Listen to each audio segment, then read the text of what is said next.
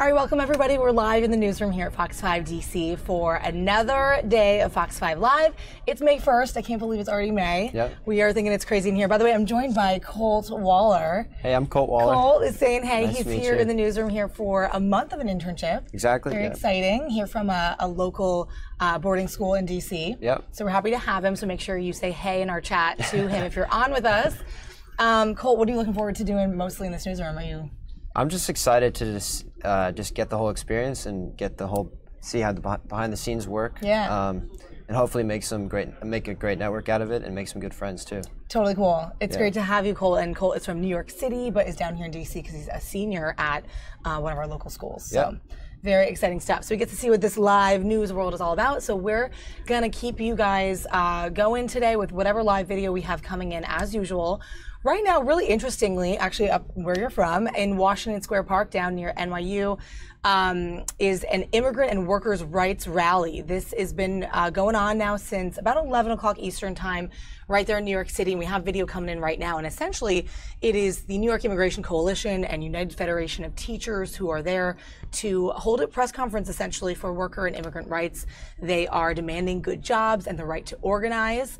Obviously, all of this coming at an interesting time with some of the immigration talk that's been going on, all the stuff with the border crossing and the wall down near the San Diego, Mexico border. Yesterday, Vice President Pence was down there. We took some of that video in for you. And obviously, President Trump has been pretty vocal about this issue as well. So they're there to rally, and they've had a couple people speaking. So we're going to jump right into that video and see what's going on up in New York City. Cool. Okay.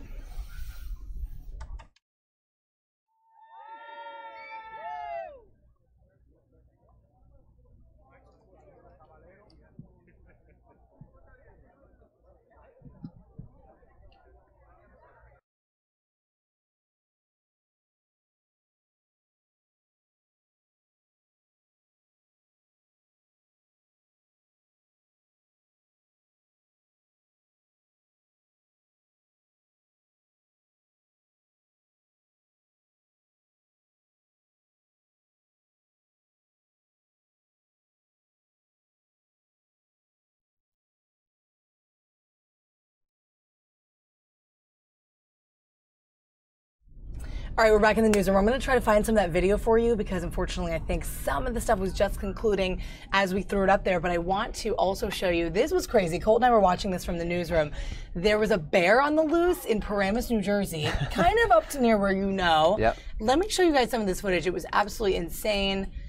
This was the bear crossing through some of the, look at that, he's like in a school, like across the baseball field, the soccer field, whatever it was. And we were watching this earlier. This was absolutely nuts. Yeah. Paramus, sort of a wooded area in Jersey, is that right? I think so, yeah. And so it's likely that he came, and you can see he's a pretty good size. It's definitely not a tiny bear cub by any means, but not a huge one. But this bear was just trekking across this school, ended up in some of the yards of some of the homes, front porch, and the chopper followed it for a long time. Unfortunately, had to go refuel. Not quite sure if it was going to go back, but I don't know if we end up seeing him get caught or not. So it was sort of open-ended. I think so, yeah. Yeah, so you can see this amazing footage here, like zoom in on his snout basically. The bear like turns around into the camera. It was absolutely insane. So some really good footage there of the bear on the loose. Take a look at this while we try to find out what happened to the bear, try to get some more footage for you of that rally in New York City. We'll be right back.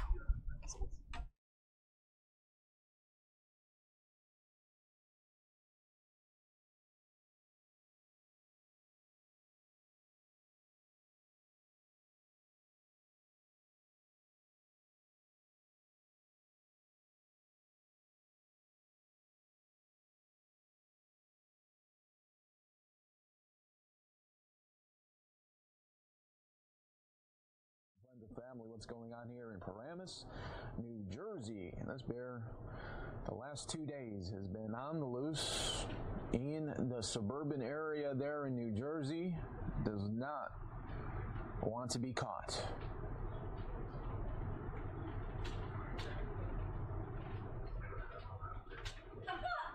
So now on the sidewalk here on the street, can you imagine you're just walking and you see, oh wow, there's a bear just running through here. Never know what you'll find. That's why you always got to be careful with your small pets too. Make sure you got that leash close to you so you can pick them up if you ever have to and just start running. Just start running. Sometimes if you see a coyote or a bear or a wolf, pick up your small pet and immediately start running. Maybe even hollering.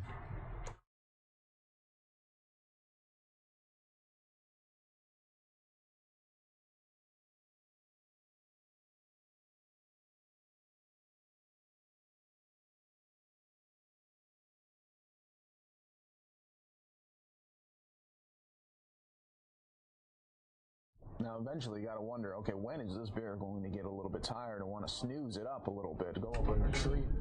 All right, guys, what's funny is that was earlier footage of that bear on the loose. Apparently, it was on the loose for 2 days, and I had no idea it was that long. But now we're getting in footage, live chopper video. They're back on the scene. They refueled, and they're able to be back on the scene there in Paramus, New Jersey. So let's go over to the live video up in Jersey and check in there. They're still looking for him. Let's see what happens.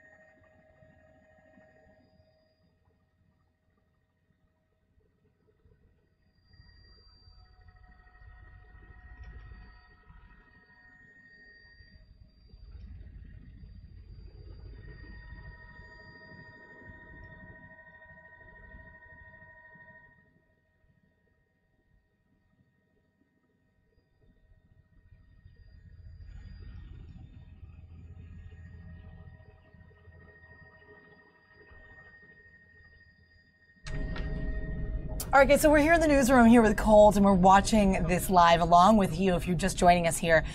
A bear is on the loose in New Jersey, in Paramus, New Jersey. I'm told this is somewhat of a wooded area. You know Jersey a little better than I do. Mm-hmm.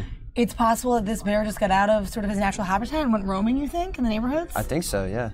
I mean, you can see now, and just under our faces, I'll take us off for a second, there are some people, whether they're, I guess, animal control or security or of some sort, possibly looking to tranquilize, I would guess, this bear, to at least get him to a place where they can transport him and capture him. I had no idea this had been going on for a couple of days.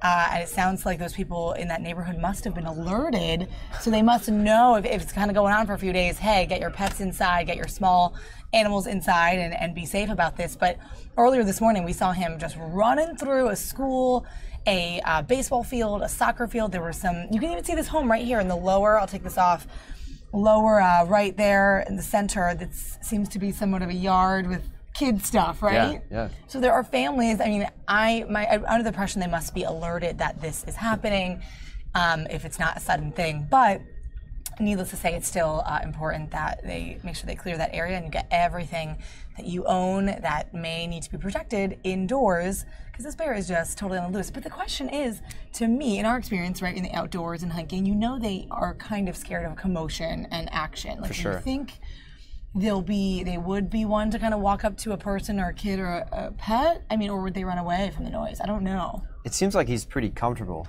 I mean, Yeah, it does. It is animal maybe control. a little too comfortable. Good point. Yeah.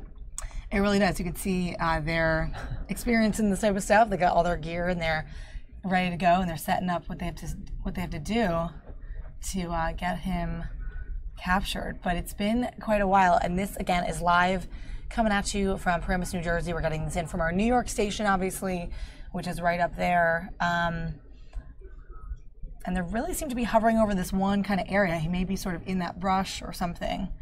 But pretty crazy stuff. We do have our sound up a little bit, so as the reporter in that chopper does some live hits back to the station and gives us some more information, we'll make sure we take his information there as well. All right, we are gonna be on the lookout. We'll be watching this along with you guys from the newsroom. Take a look.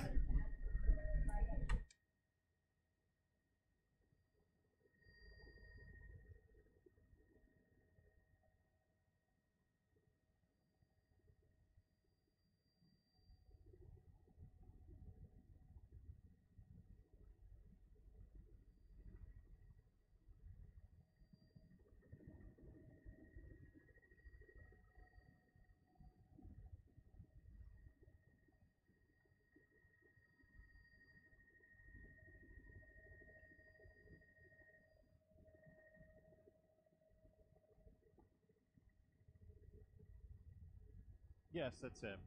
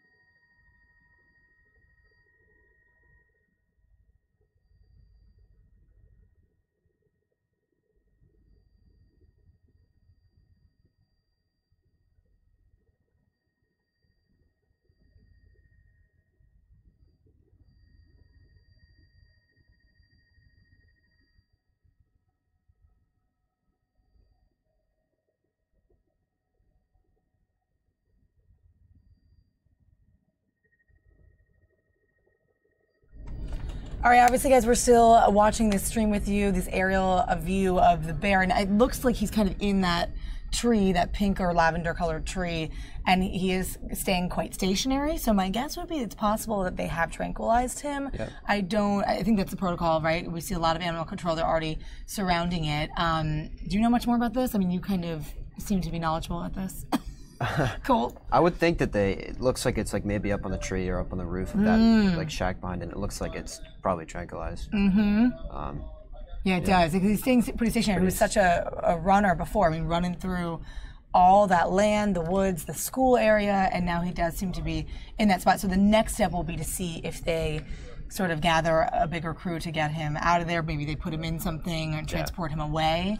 It looks like there are a lot of people on hand now because they were able to kind of confine him to this one area. Again, a Paramus, New Jersey bear on the loose in Jersey. Pretty crazy. Not something you see every day, and not something that we get on our live video stream every day. But I do. I think this has been quite an interesting morning.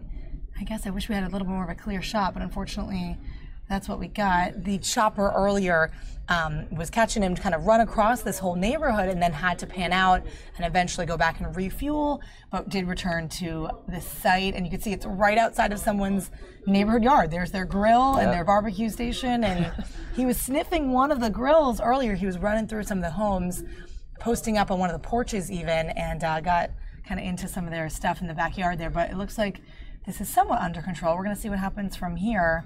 I'm not quite sure what they end up doing, but pretty good sized bear there. He was fast too. He was quick. He was really quick. You have to think that hopefully, you know, the kids are already at school or whatever, or at least people are indoors, but aren't like out there roaming. But I did see one woman who I thought was like going on a walk or a run, and I was like, is she aware the chopper is hovering right over and they can see what's going on? But you know, just don't know. Yeah. Yeah, we'll see what happens next year, guys.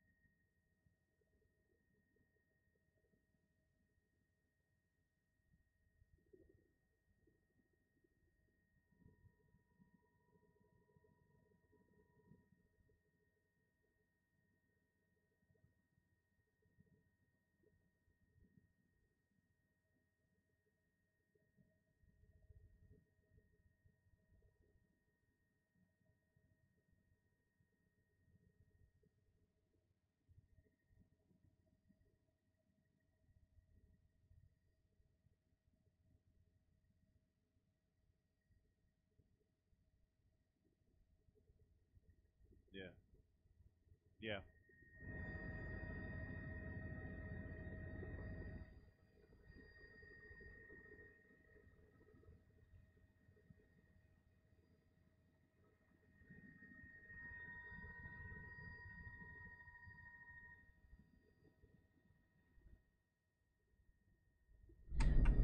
All right, again, guys, you are watching this live video coming in right now. Chopper video of this black bear that we're not quite sure. He seems to be maybe lounging in this tree, not necessarily sedated or tranquilized. We don't know for a fact. It looks like some of these animal control people are sort of getting the scene set and getting their awareness to what to do next. Colt, you said that the woman was kind of patting her leg to kind of get its attention. Definitely like calling at it, yeah. So, and you can see it move. I mean, It's definitely, I don't think it's tranquilized yet. I think you're right. So we're watching this along with you guys. This is day 2 of this bear who was spotted in the Ridgewood, New Jersey area to kind of hone in on the town. They're saying it is Paramus, the Paramus, New Jersey area. It was spotted Tuesday, today, and then it was also spotted yesterday. But the bear was kind of came, eye to eye with the dog at one point. We're seeing in some of the reports it was running, like almost galloping across some of the neighborhoods. This is a residential neighborhood, as you can tell here. And it even climbed over, and I saw this earlier this morning, a picket fence and another big fence that was surrounding this baseball diamond and a couple other school kind of field areas. And it was now spotted in this red leaf tree, which you see here. Officers surrounding it and trying to coax it out or kind of trying to figure out what to do next. But it sounds like he's kind of lounging in the tree right now. Yeah. Which is kind of interesting. This is kind of a tense moment for what to do next. You can see that likely the neighborhood is well aware of this and they're on alert that this has been happening, that they've been known. I'm sure they kind of put out alerts over the past couple of days to be aware of this and to keep all your small pets and children inside. But yeah, I guess he did climb the tree, which is amazing. Bears can do it all. They're running across, they're climbing trees, they're galloping, they're climbing over fences. Yeah. But again, interesting. It was never quite proven that this was the same bear, but one would think it probably is over the past couple of days. Yeah. So that's what we're looking at here, and she seems to be kind of thinking about the next steps, trying to coax him out. These people are pretty fearless, right? I think so. Yeah. I'm wondering, I guess they're trained for this stuff. They didn't know. They didn't know what they're doing, but yeah, put me in that shirt, and I'm not quite sure what I would do. But my goodness, kind of crazy.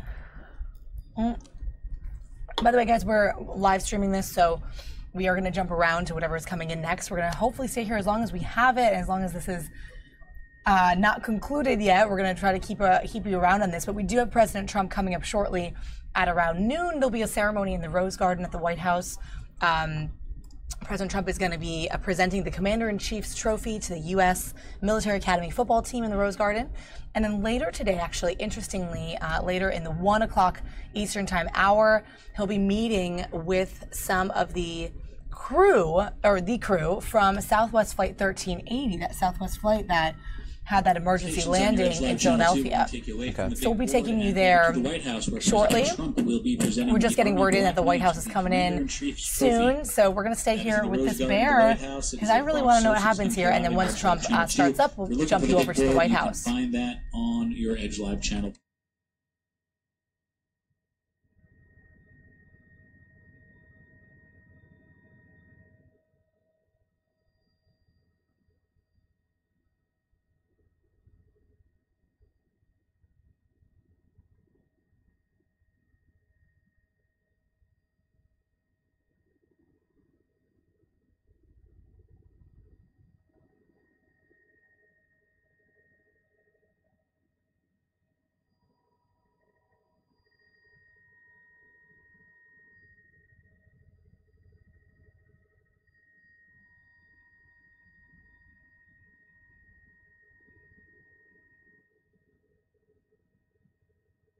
So guys, we're going to keep our eye on this bear. We do have this feed coming in, so we're going to keep our eyes on it in the newsroom. We're going to jump over, though, to another stream coming in. President Trump just coming in to the Rose Garden here to present that Commander-in-Chief's trophy to the U.S. Military Academy. All right, here we go.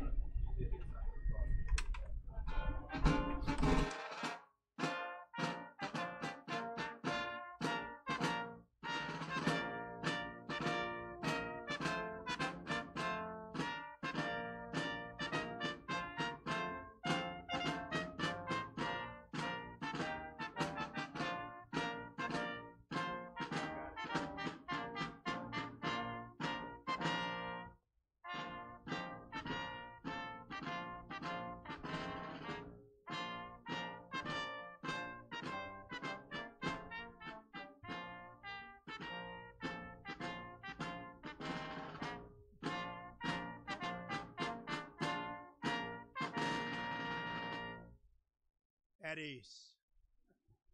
Good afternoon and welcome to the White House, and this is officially for you, most of you know, the Rose Garden. Very special, very, very special place.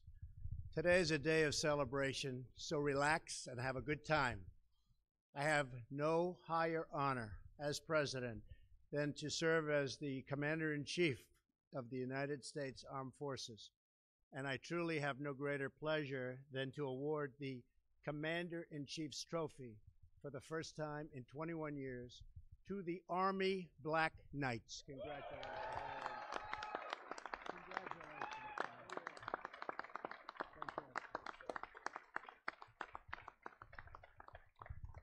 A special thanks to West Point Superintendent, Lieutenant General Bob Cashin. Where's Bob? Where's Bob? Come here, Bob. How do you like it, Bob? Bob Cashin, you know, you remember our meeting, yes, sir, right? I do. That was a good meeting, right? It was. Great. But I'm glad you did what you did, and you have done a fantastic job. Thank you, Bob. Made the right choice with you. General, you're a great leader and a legendary institution that has been a source of pride and strength for our country for more than 2 centuries. I'd like to welcome 2 West Point grads serving in my administration who are here today to celebrate the Black Knights' history and really that historic victory. Secretary of the Army, Mark Esper. Where's Mark? Mark, how are you, Mark? Doing a great job. And a man that's gotten more publicity than me lately, our new Secretary of State, first in his class at West Point. Is that a true story? Huh? Come on, tell me, is that true? He was first in his class, and he is who he is today because I was his TAC officer as well. That's right, sir. Mike Pompeo, and he's been busy. General, he's been very busy. He's been a busy guy. How's everything going? Good? I think better than people even understand, right? Good. Good job, Mike. A warm welcome to Deputy Secretary of Defense, Patrick Shanahan. Patrick, thank you very much. Thank you, Patrick. As well as the Army Chief of Staff, a very special guy, General Mark Milley. Thank you. Thank you, General. Finally, and most importantly, welcome to Coach Jeff Monken. See, they say most important. Today is a very important day. He's a great coach, and the 2017 Commander-in-Chief Trophy winning team, the Army Black Knights. That really is something very special. Coach, thank you very much. What a job.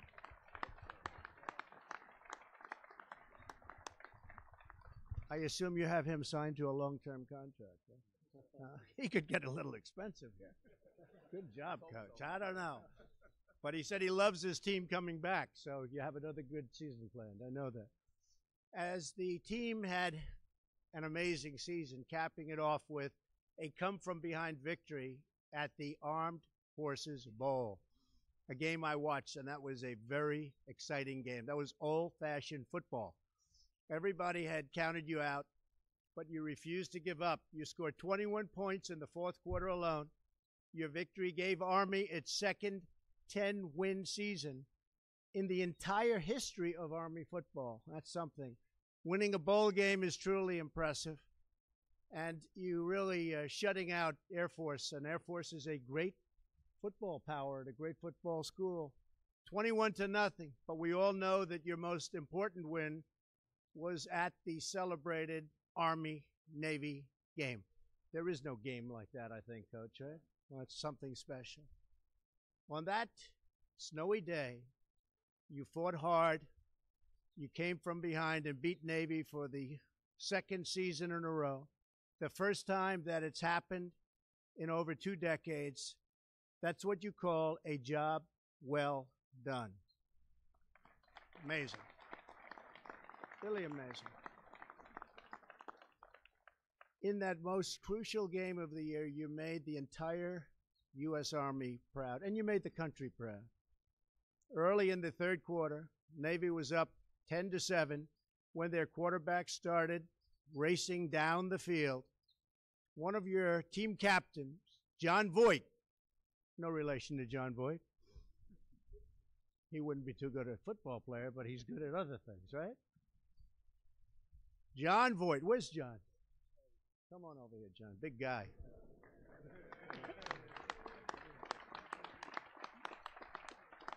Think he's good looking enough, Mike? I don't know. Well, so you went down and you stopped him with a shoestring tackle. What a play, John. So if he doesn't make that shoestring tackle, what happens, Coach? You're probably not standing here right now, Coach. That's fantastic. That was great. That stop saved the game for Army and put all of you in the record books. It's what it's done. You're in the record books. Incredible season. Then there's your great Army quarterback that we all know, co-captain Ahmad Bradshaw. Ahmad.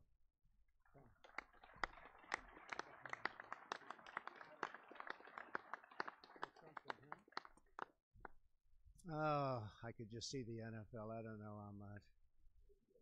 I don't know, Ahmad. I think you'd rather be doing what you're doing, and you're doing an unbelievable job. What a great game you had. You became Army's all-time single-season rushing leader with 1,746 yards. That's a lot of yards. That's all-time. You didn't just break the Army record, Ahmad. You broke the rushing record for every single service academy ever. So that is a tremendous achievement. Thank you. And I understand that one of the toughest moments of the year came with only 2 games left in the season. I hate to bring this up, but we have to, Coach. When the University of North Texas scored a winning field goal in the last seconds of the game, the final score was a heartbreaking 52-49. Back in the locker room, Coach Monken looked every player, every single one of them, in the eye. And with great inspiration, he asked, do you want to win with me? Do you want to win with me? Right, Coach? I guess they said yes, right? They responded. Finally, the coach declared, we are not losing another game this year. We're going to outwork, outcoach, and outplay everyone. And that's what they did. And that's why you're at the Rose Garden of the White House right now, receiving this really incredible trophy, very meaningful trophy. Each of you is part of a great tradition of Army football, excellence that goes back many generations, and it's true excellence. Here today is one of the great examples of that tradition, a key member of the legendary 1958 team. Exactly 60 years ago, Army went totally undefeated. That's pretty good, General, right? Good team. I don't know. You think they could have beaten you guys? I don't know. They might have been smaller and not as fast. But I'd like to recognize a member of that historic team, former All-American guard. A lot of people know this name if they know football even a little bit. Great linebacker, Bob Novogratz. Where's Bob? Where is Bob? Come here, Bob. Hey, Bob, come here, Bob. Come here. He's a big guy. He's a big guy. Come on up here, Bob. Come on up.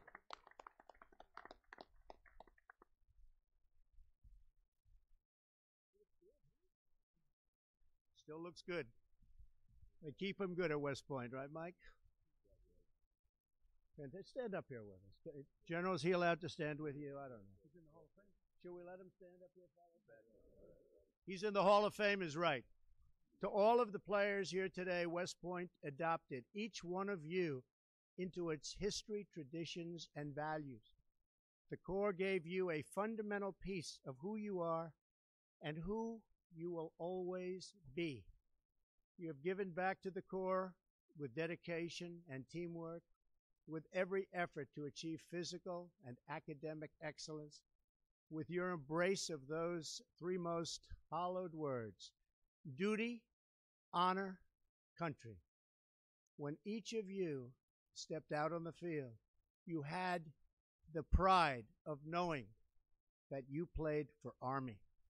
You won for Army. And very soon you will be officers and leaders in that incredible group of heroes called the United States Army. And they really are a group of heroes. You look at the world, by the way, we are respected again. Is that right, General? We are respected again at the highest level. You can see what's going on. You see a big difference There's a big, big difference. And fellas, we just got approved $700 billion this year, $716 billion for next year. And that's for you and the armed forces. And we've never had that before. Stronger than ever before. Is that a correct statement, General? I see there's one very happy general sitting right there. He's definitely an Army guy too, isn't he? You were very happy with this game, weren't you, General? I know you well. The lessons you've learned on what General Douglas MacArthur called the fields of friendly strife, you will soon put into service for our nation. I know that each of you will serve with the same commitment, determination, and character that have earned you distinction on the gridiron. You will be courageous members of the long gray line that stretches back to the earliest days of our republic. You will be part of the 5 proud branches of the United States Armed Forces: Army, Navy, Marines, Air Force, and the Coast Guard. And we're actually thinking of a 6th, and that would be the Space Force. Does that make sense? The Space Force, General. You probably haven't even heard that. I'm just telling you now. This is perhaps because we're getting very big in space, both militarily and for other reasons, and we are seriously thinking of the Space Force. And you'll join the greatest force for peace and justice the world has ever known. You will keep us safe. You will keep us strong.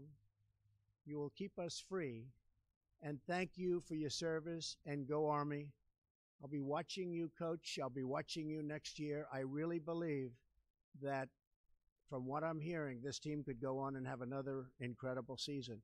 You are a special group of people, and it's an honor to have you at the White House. Thank you very much, Coach. Please say a few words.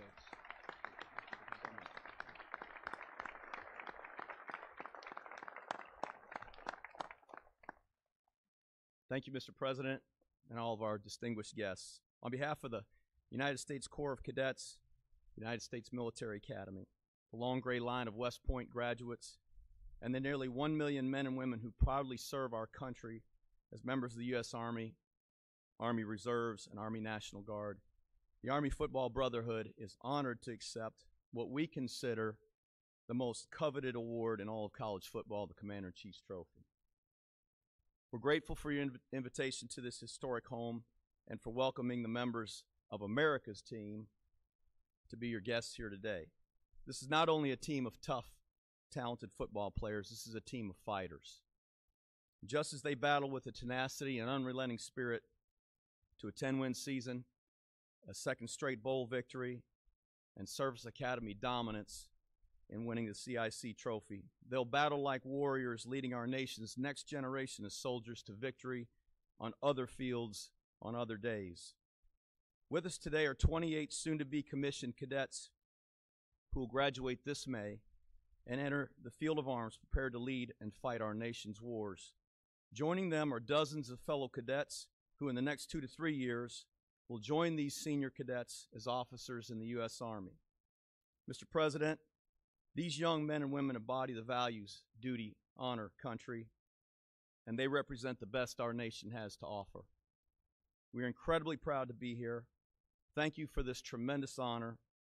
And as I invite John Voight and Ahmad Bradshaw, our team captains, to present our game uniform from the great Army-Navy victory, I say proudly, on brave old Army team, and beat Navy.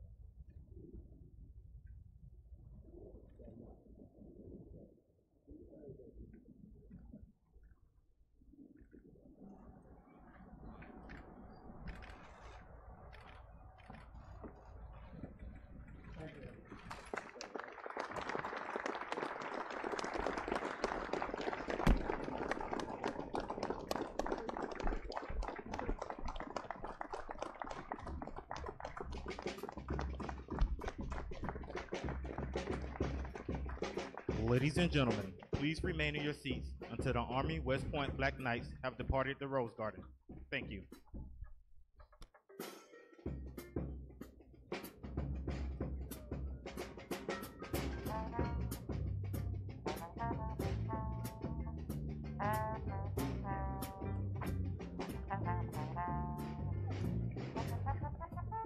Scooby-Doo-Doo.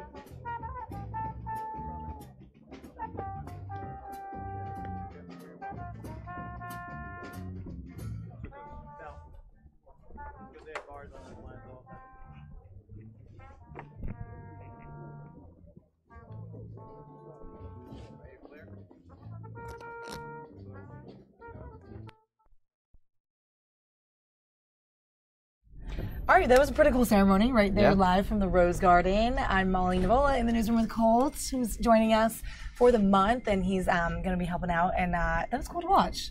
Definitely. I think the coolest stat that you pulled out was that it's been 21 years since Army beat Navy in this game, and it's such a big honor for them to get this coveted, like they mentioned, trophy from the president, and usually you see it the other way around. So this is kind of cool. Yeah. I'm loving it. And obviously we're used to a lot of these joint news conferences in the Rose Garden, but this one, of course, was kind of a happy, fun, happy-go-lucky speech by the president. He went off the cuff a little bit, as he does. Yeah, exactly. So we're having fun still watching, guys, this feed in Paramus, New Jersey. This is still ongoing. If you were with us earlier, you saw this. This is the bear who is still on the loose in New Jersey, and it's in, we're told, sort of more honed in on the Ridgewood, New Jersey area. A town that I'm sort of familiar with. I had some friends that were from there. Paramus being somewhat of a wooded area, that likely where the bear came out of, and he's apparently still here in this red-leafed tree. Mm-hmm. We don't know exactly what the status is on if he's sort of just hanging out in the tree or if he has been tranquilized. I don't think so, because we haven't seen that. We've been watching this throughout, but yeah, no real conclusion on this yet. We're going to see what happens with that. Yeah.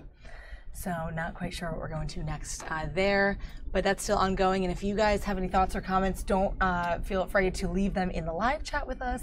You can join in on the conversation on our stream here. We're just watching this feed, and we're hoping the chopper doesn't run out of gas again so that we can watch this to the end. But it looks like there's the woman sort of in the yard. You can see in the bottom center of your screen, and she's been watching him. And the other guys I don't see anymore, but you can see it's right smack dab in the middle of a couple of residential houses. So they're definitely, he's right there in the neighborhood. He's literally in a tree in the neighborhood. Yeah. Not sure about the next steps here, but this has been ongoing through that whole speech from the president. So we're going to continue to watch that. Now, meanwhile, I think I mentioned this earlier, President Trump is actually also meeting with the heroic crew from Southwest Flight 1380 later this afternoon. They were the ones who were on board during that engine malfunction when it was had to make that emergency landing in Philadelphia. That was a crazy day too. We took that live to our stream on that day, and there have been a lot of accolades, of course, going out to the pilot in that case and some of the other heroes on the plane. So he'll be speaking with them, and hopefully if we do see that come in live, we'll be able to grab that for you as well live. But for now, let's check into this bear and sort of see what happens next. Yeah. See what they're talking about, if anything.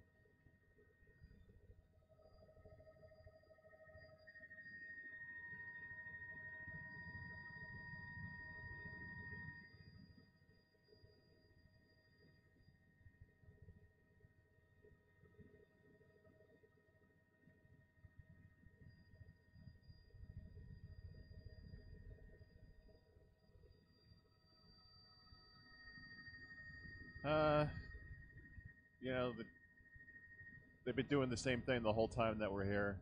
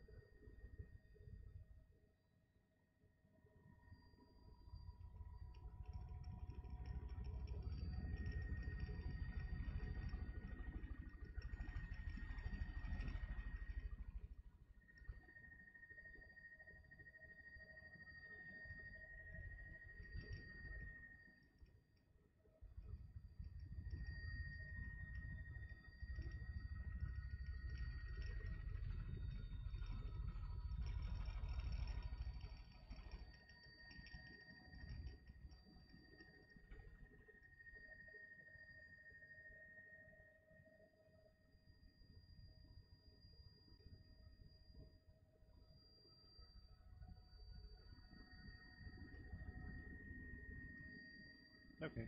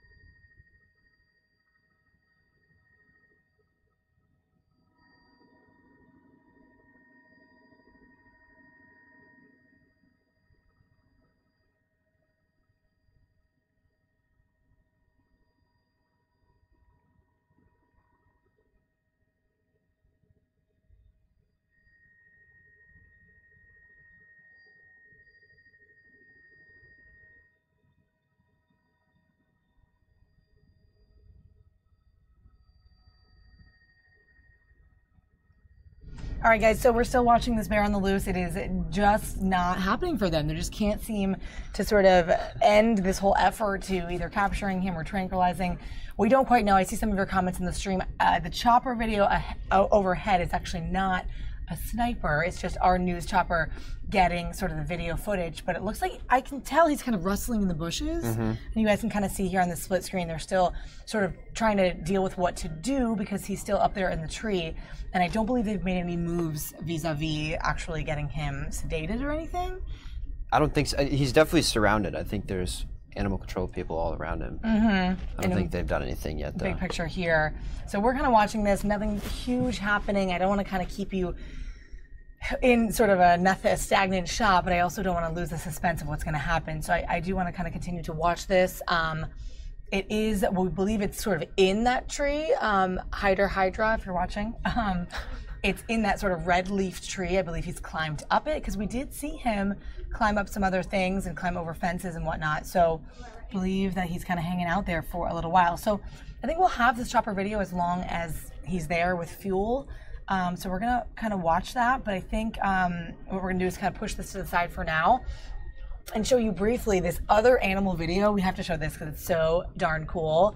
This awesome animal video coming out of Malibu. Check this out, guys. Pelicans, in case you missed it, crashed the graduation at Pepperdine University in Malibu.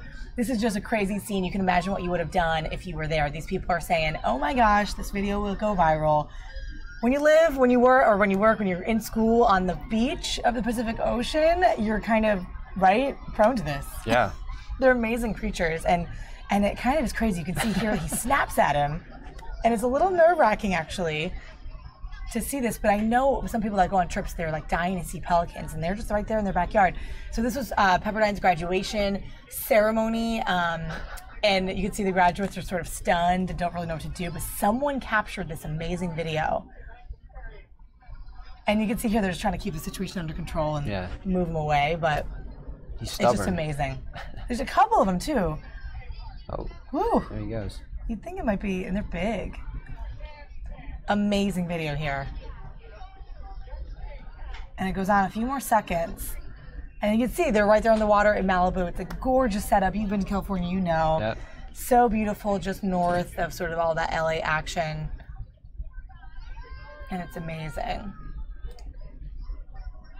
And it looks like they just sort of coerced. There it is, and that's it. So it's a quick video, but it's a pretty cool story, and we had to show that on our stream. I thought that was a neat viral one that went. Otherwise, in New York, guys, today we were talking about it's May Day for 1st of May, of course, and there's a big immigration rally that went on this morning, fighting for workers and immigration rights. This, of course, amid a lot of President Trump's now focus to talk about making sure that that wall is completed, talking about the border, talking about the caravan of immigrants, of migrants coming up to the Calexico border, California-Mexico, yesterday. So this is all part of that, and this was an organized sort of press conference about the rights of workers, the right to organize, and the right to really fight against some of the administration's stance on what to do with immigrant workers. So we're going to play out some of that rally that happened today in New York City. I'm going to get that queued up for you guys. We'll be right back with that.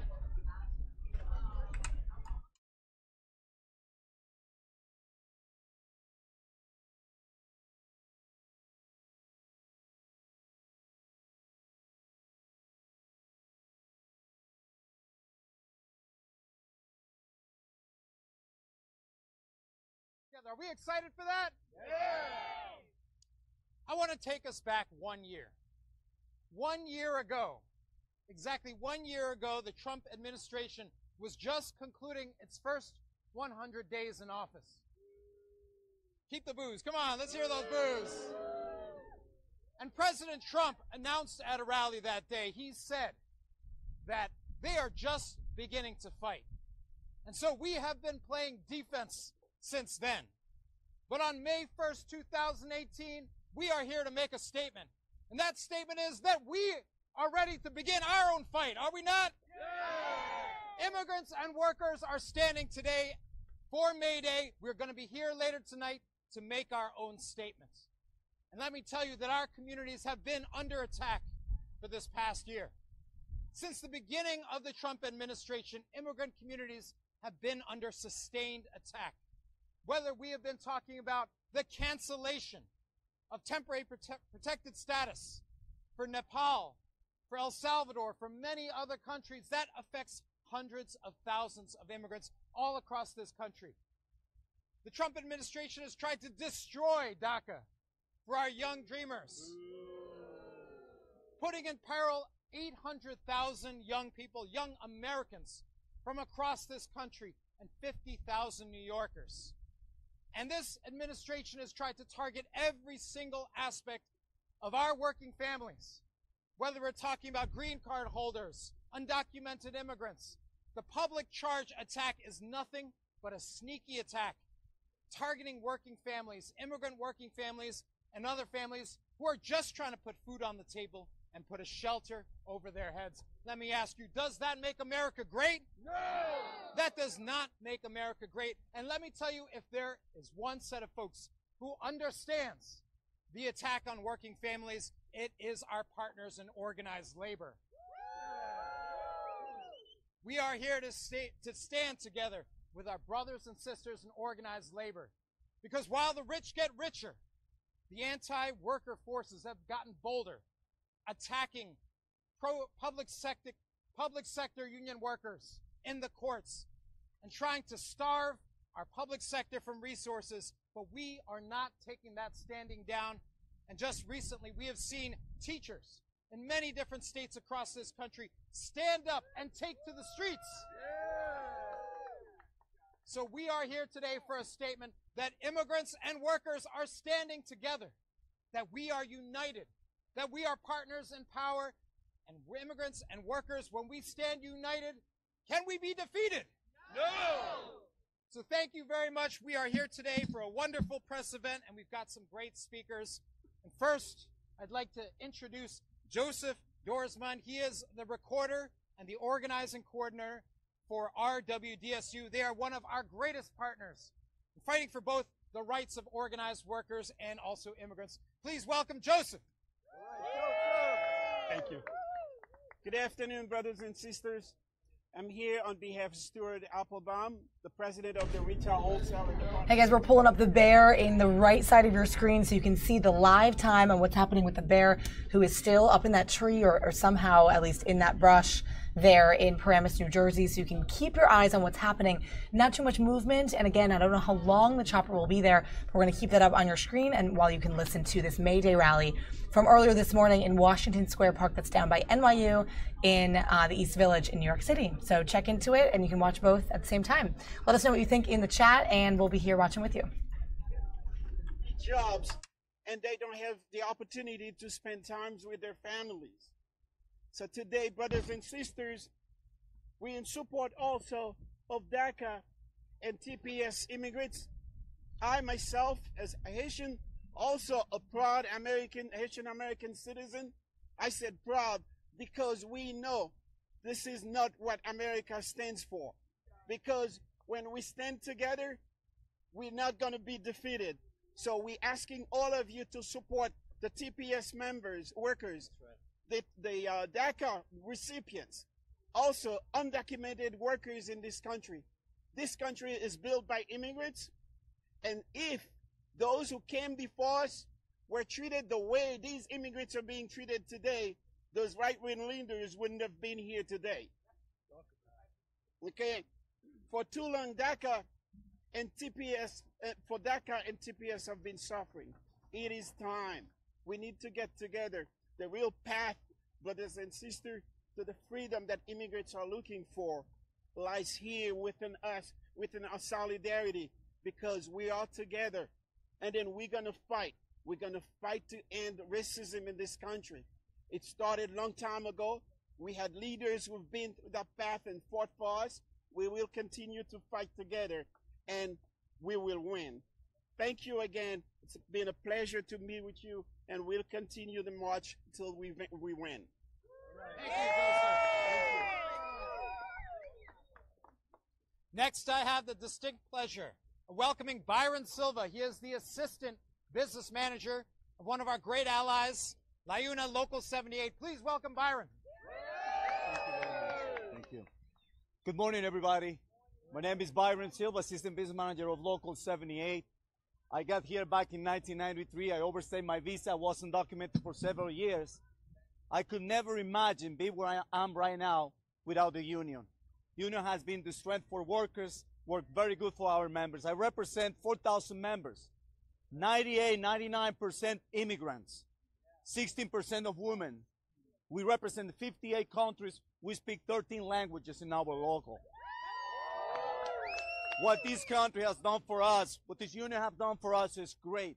Thanks God for unions. But now we are under attack every single day by big corporations, by the government, attacking the working class, attacking the middle class. We're about to disappear. If we don't unite, if we don't fight together, we're really going to get in trouble. Today, I call our friends, our elected officials, to fight for good legislation. It is a shame that the government, that President Trump, I didn't want to say his name, but I did. Sorry about that. Has not been able to put a comprehensive immigration reform. It is a shame that it's kicking out DACA recipients. It is a shame that it's finalizing TPS. That's unacceptable. That's not America. America has been built by immigrants, will be continue building by immigrants, and we need support. We need to fight. We need to get together. So today, this afternoon, we're going to be here again. We're going to bring our members. There's going to be thousands of union members to fight and to make a statement that we need to get together. It is a shame that we have developers like Related, that they're trying to create a new ways to build the buildings in Manhattan with non-unions, exposing non-union workers to more fatalities. That's a shame. So I call everybody to come and stay with us and fight for what is right. Thank you very much. Let me tell you, we're going to need to fight this fight in all different areas that we can. In the streets, in the courts, and in the halls of Congress.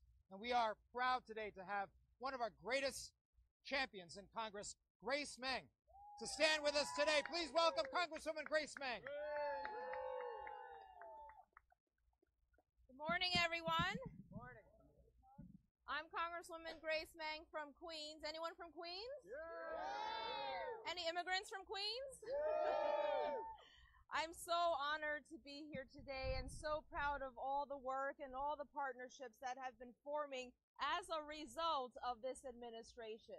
45 will literally bring our communities closer together. It will make us stronger.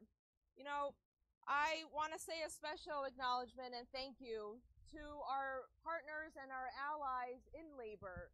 They provide much needed dignity and security for our communities of immigrants, and I want to say thank you. You know, I am a daughter of an immigrant. My parents came to the United States in the early 70s. They worked 7 days a week, just like many immigrant stories in our history and in today. My grandmother watched us for most of our childhood because my parents worked such long hours. And if this administration had its way back then, my grandma probably wouldn't have been allowed to come because the administration wants to decrease and take away family unification visas. I'm so thankful for the tremendous partnerships that have been going on. But it is sad and it is tragic and it is unfortunate because we have seen how this administration has been treating immigrants and continues to target communities of color. We most recently talk about TPS and the over 300,000 people who have benefited from TPS because in their home country, they have been suffering from armed conflicts, from epidemics, from natural disasters. And now the Trump administration is targeting over 250,000 of them. The same is true for our dreamers. These are 800,000 young Americans whose lives are at risk, whose future is uncertain because they also are a target of this administration. But I want to let you know that in Congress right now, we are working with some Republican members to try to bring legislation to the floor. There is hope. We have not given up on our young people. We have not given up on our dreamers. And we need you to continue the fight with us. So I wanted to be here today really to say in person how grateful I am for the tremendous work that you are doing, literally speaking out for communities and folks who oftentimes have no one to speak out for them if you weren't there for them. So I really wanted to be here and say thank you, and thank you to all our partners and organizers. Thank you. Thank you. there's one union that has always been standing by the side of the immigrant community, it is 32BJ. They have always been fighting for our issues and for our communities, and we are proud to have them as partners in May Day. Please welcome Perla Canales. She is a Honduran TPS recipient from 32BJ. Thank you. Good morning. My name is Perla Canales. I'm coming this country in 1993. My country had disaster in Honduras. In 99, he's giving TPS for everybody and for help my country. And I'm registered every 18 months to TPS.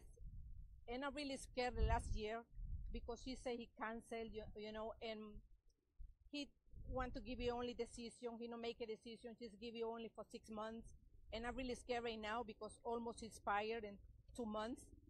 And I'm scared for DACA. I'm scared for everybody, for my people working, you know, a lot of immigrants in this country. And I have TPS for 20 years. I live in this country for a long time. So I'm really scared. I don't want to live with my family. I have my grandchildren over here, my family house, everything. And I register every 18 months. So for DACA, the same for these people. I want to try to speak Spanish too because that's my language. I don't speak English better, but I want to try.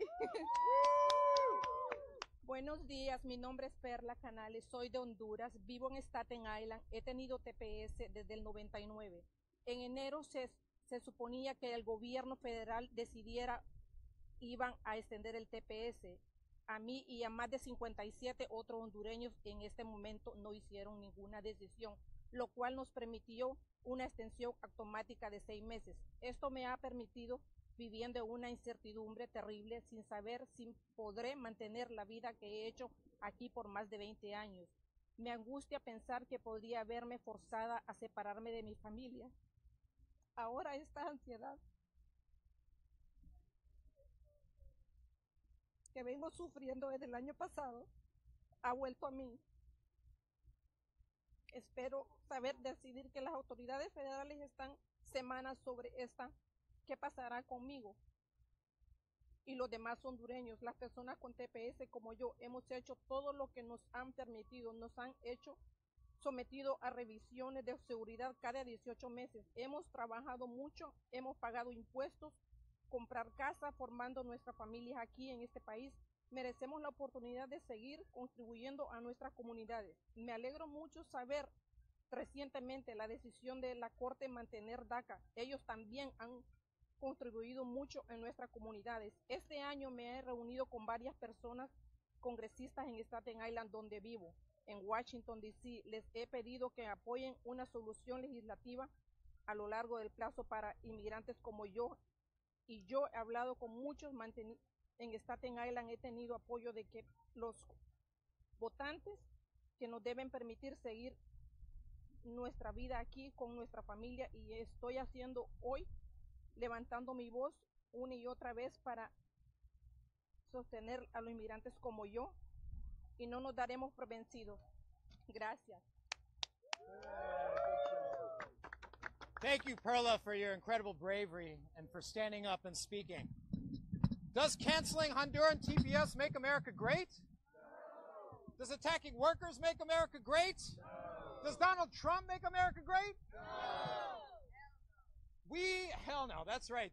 Public advocates said it the right way, and we are going to need to be fighting in the streets, but we are also going to need our elected officials on a city level, on a state level, and a federal level to fight back against the Trump agenda. So please welcome the Lieutenant Governor of the state of New York, Kathy Hochul. We will need her and Governor Cuomo to do everything they can to stand up to President Trump and tell him that New York is a place for immigrants. Please welcome the Lieutenant Governor. Thank you, Stephen, for bringing us together here today. Don't worry, Stephen, we are on your side, and we, on this May Day, this spectacular sunny day in 2018, we are here to make a strong statement. We will resist, we will rise, and we will win. Yeah! Because throughout our history, it is that intersection of immigrants joined with labor together where we make a powerful force. That has been our life. I am the granddaughter of immigrants who fled poverty in search of a better life. My grandfather worked as a migrant worker out in the wheat fields and finally found his opportunity when he got a union card as a steel worker at Bethlehem Steel. So this immigrant, my grandpa, found a better life because the unions were there to give him a good job. So that is why we are united. As much as we were 100 years ago, we are united today. But what does that mean? It means that you need to have strength coming out of our state capital. Governor Cuomo and I are here to say we have your backs. We always have, and we always will. And we will continue to be the voice of resistance against policies that are literally un-American. And you have a problem in another state, you come to New York. Because we have Lady Liberty standing in our harbor, and we're proud of that fact. So whether you're coming from Honduras, anywhere in the world, our doors are open to you. And we will protect you. And we'll make sure you have the legal services to fight any problems you have because you are part of our American family here in the state of New York. And so labor unions as well, I thank you because it was on your backs and your sweat and your labor that brought us to where we are today. You fought for minimum wage with us. We now have a $15 minimum wage in the state of New York because of Governor Cuomo and myself and the labor unions coming together. How does that sound, $15 minimum wage? We have the most generous paid family leave program in America because of us working together. How do you feel about that? Yeah, awesome. And we are going to continue to fight for women in the workplace because as a woman, the only statewide woman official, I am sick and tired of the stories of my sisters being put down and degraded and harassed and assaulted simply because of their gender. We will rise up against this as well. Are we together in this, ladies and gentlemen? Yeah. So this is the day it all begins. Beautiful spring day, sign of spring, and what we're doing today is we are springing into action. We are springing forward to send a message loud and clear to Washington, D.C. You have to get through us first if you want to touch the people we call New Yorkers. And we're ready for that fight. As Stephen mentioned at the beginning, we've been playing too much defense. Well, I like a good game of offense. And that's what we're playing here in the state of New York. We are going on offense to defend the people behind me, our immigrants, our labor friends, and we will do it together. Thank you very much. Yeah. I want to take this moment to recognize that we have other elected officials who have sent folks here. We have Aliyah Latif, who's from the Comptroller's Office, Scott Stringer. We also have Brennan Ward, a district representative for Senator Marisol Alcantara. And we have representatives from New York State Assembly Speaker Carl Heastie and Congressman Joe Crowley here as well. Next, I would like to introduce the Executive Director of the New York State Nurses Association, Jill Ferrillo. They are one of the largest unions in New York State, and they just celebrated a major victory as well. Please welcome Jill Ferrillo. Good morning, everyone. Good morning. On behalf of our 42,000 members throughout the state of New York, I want to say happy International Day of the Worker. Today, we stand in solidarity, all of our members, with all of the different labor unions that are represented here. We stand with all of the communities of the working class who have been fighting and struggling throughout history to bring a better life for everyone in this country. Our members come from all over the world to work in the hospitals, the nursing homes, in the home care industry, in the clinics, to give care to every New Yorker. We believe that every New Yorker deserves to have quality care, and our members provide that care. We provide that care in the city of New York, in the city hospital system, to many, many immigrants who are here making New York great every day. They are the immigrant workers, who come here and keep this city going. We care for these folks, and we stand with people. We are appalled at the attacks on the labor movement and communities of color, and especially our immigrant population. This is un-American, and it is unacceptable. Our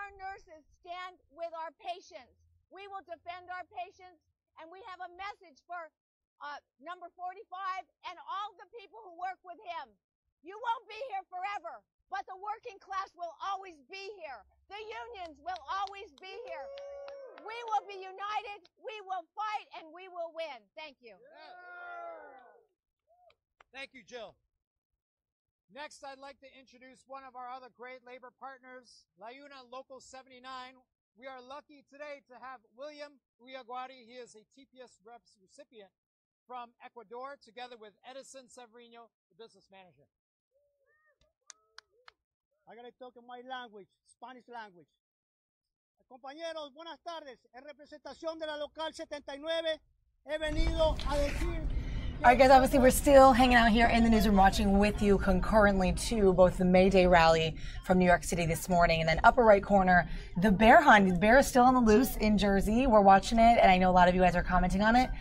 Honestly, we don't really know what's happening at this point. Unfortunately, the chopper hasn't been able to get a different angle than this angle. Yep. We kind of want to see more to what's going on, but the bear seems to be hanging out in the tree, just sort of there. You can see a lot of animal control surrounding him, and he doesn't seem to be making any moves. So either he's sort of just huddled up in that tree and not really making a move, or something. We don't really know. Stations on your Edge Live Channel 1, we are going to take you, excuse me, on your Edge Live Channel 2 stations. On your Edge Live Channel 2, just getting a notification of something else coming into us. us. To Sacramento, California, where we're just awaiting the start of Governor So again, we don't really know how long we have this chopper video. Unfortunately, it's been sort of on the same image of that red tree, that sort of purple tree there, and the bear has been on the loose for a couple days now. Earlier he was seen jumping over fences and roaming through soccer fields and baseball diamonds and of the like, but animal control seems to be around him. They're kind of figuring out what to do. A lot of staff on hand to kind of see what's next, but yeah, we don't really know what's going to happen. Yeah.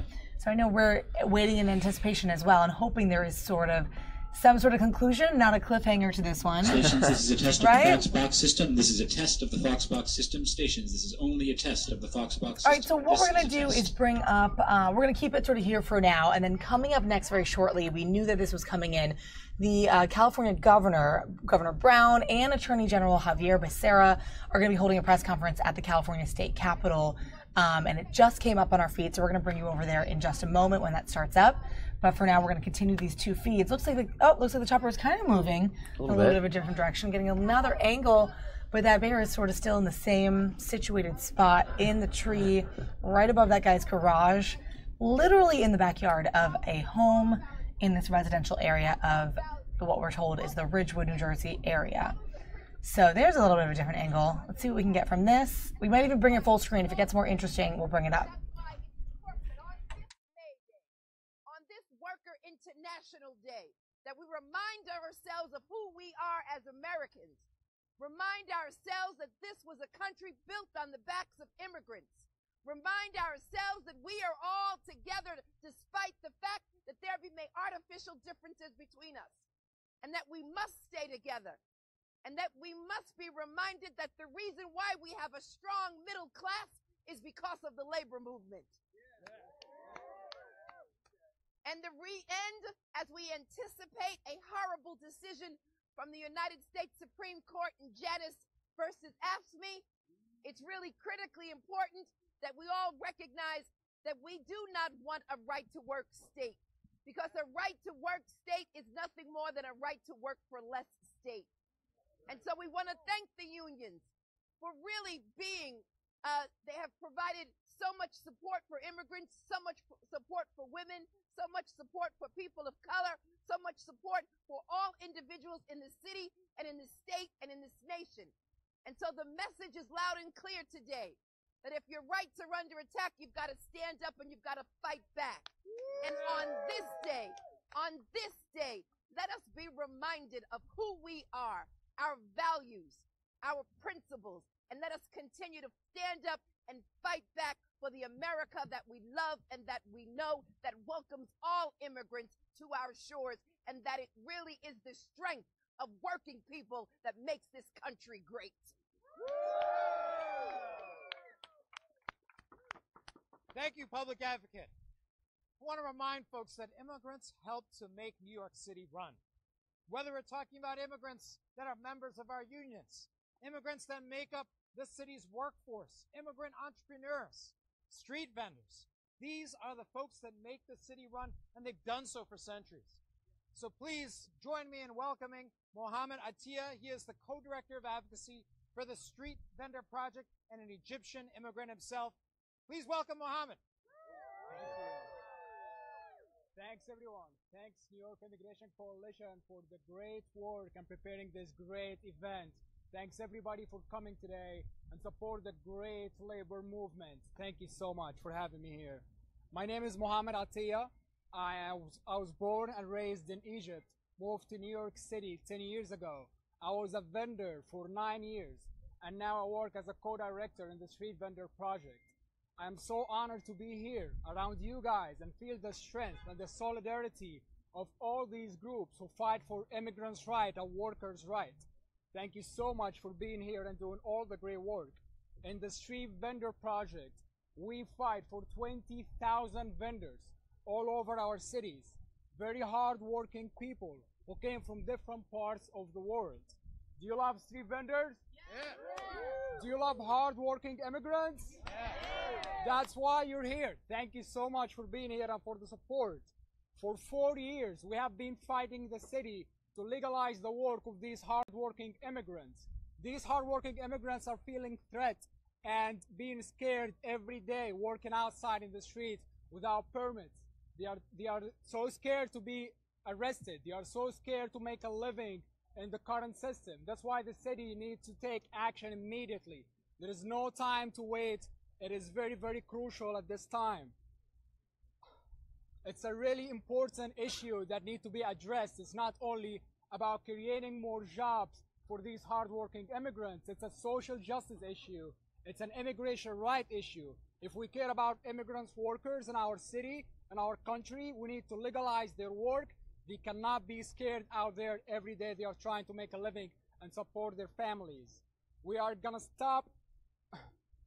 We have to stop this system from treating vendors with disrespect, from treating vendors as criminals, for giving them all these tickets all the time. We have, excuse me, we're not gonna stop our fight till we get our rights. Today we are all partners in our fight. We are all coming from different labor unions, from all different organizations. We are all partners here in our fight, and today we're gonna be partners in power. Thank you so much, guys, for having me. Thank you. Thank you. So we will need our city and our mayor to stand up for our immigrant communities, but also for our working communities and our labor partners as well.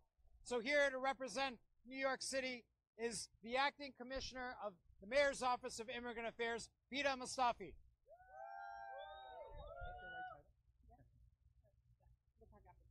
Thank you, Steve. Thank you, Immigration Coalition, Organized Labor, for all that you do to fight for workers and to fight for immigrants in our great city. Immigrant workers truly built our city. Today, they contribute immensely to our economy, over $195 billion to our GDP annually. They are a quarter of the workers in education, human service industries, and other sectors in our city. They are truly helping raise our children and care for our elderly.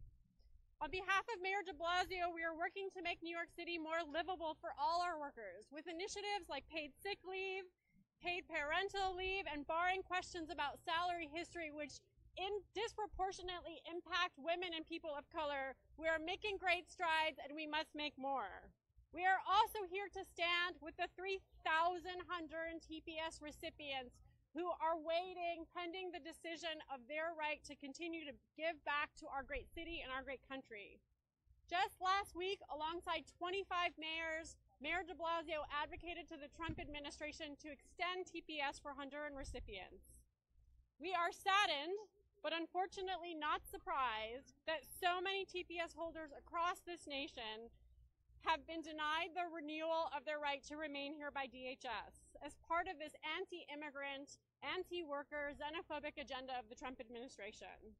As of January of 2017, we estimate over 300,000 individual TPS recipients across our country. This week, as I said, we will learn the fate of Honduran TPS recipients. Let me paint a little bit of a picture of what this means for our city. Honduran TPS recipients represent 10% of the Honduran immigrant New Yorkers in our city. There are 3,000 Honduras TPS recipients who have lived in the United States on average for nearly 20 years, 2 decades. There are roughly 2,600 U.S.-born individuals who are in the household of New York City TPS recipients, meaning that they provide for them, that they care for them. These are U.S. citizen children. Honduras TPS recipients have a higher labor force, participate more in our labor sector than Americans, 85% participating in our labor force compared to 65% on average. And TPS recipients generated over $140 million to our GDP. As Steve has been saying, does not extending TPS for Honduran recipients make our city great? No! Does it make our country safer or better? No! We are deeply concerned about the impact on our residents, on our labor force, on U.S. citizen children in our schools and our communities, our ability to care for our children and our elderly. These are all immediate consequences of these erratic, very, very dehumanizing and unproductive policies that are solely based on discrimination. So we must stand together as we are today to foment the fight against these policies, to fight for workers, for immigrants, and to truly make our city great and our country even greater. Thank you, everyone. So thank you, everybody, for showing up. As I said, this is just the beginning of the fight. We will continue to work together as partners in power, immigrants and labor. We will not stop for the rest of 2018, but for the rest of this administration as well, to give them that message. So are we ready to stand up for immigrants and workers? Yeah. Are we ready to stand up today for May Day? Yeah. Are we ready to be back here in 6 hours? Yeah. Thank you.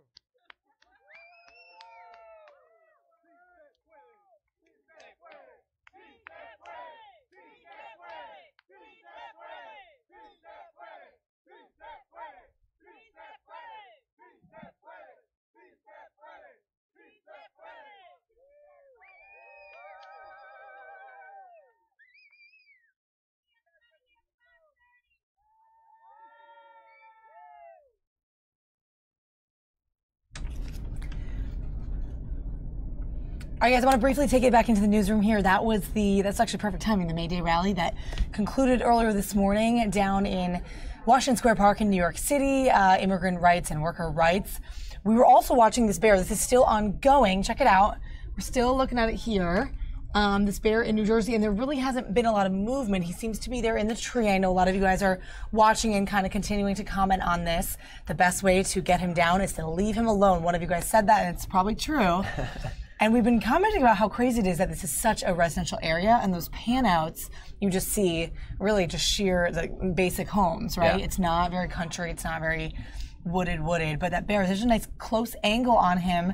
He is doing his thing in that tree, and we just don't know what's going to happen next. I'm hoping that we do have this feed for a little bit longer so that we don't cut out. I know we mentioned this before, Mike Pompeo, the newly confirmed Secretary of State, will be making remarks to his employees at the State Department coming up. So we're going to be kind of watching and waiting for that, and I want to take that live, but they said they're going to switch that out on this feed. So again, I don't quite know when this is going to cut, but what we're going to do is split screen this right now with some remarks by Mark Zuckerberg. Mark Zuckerberg is speaking right now at a Facebook event, and I want to take that live. That's, I believe, over in Menlo Park in California, where he is in Facebook. So we're going to keep two shots again. Bear is going to be in your upper right, Mark Zuckerberg in your left, and we'll listen to what he has to say.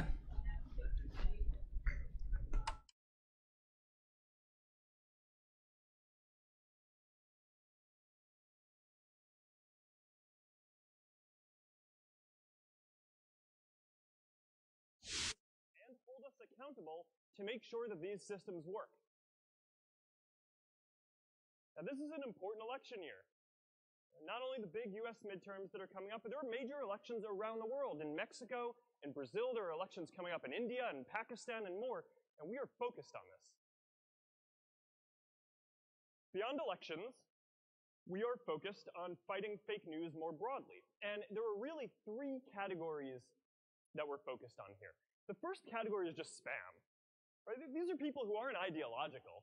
They just want to make money, hucking the most sensationalist junk that they can come up with to get you all to click on it. These are the people who in the 90s would have been sending you Viagra emails. And the playbook here is pretty simple.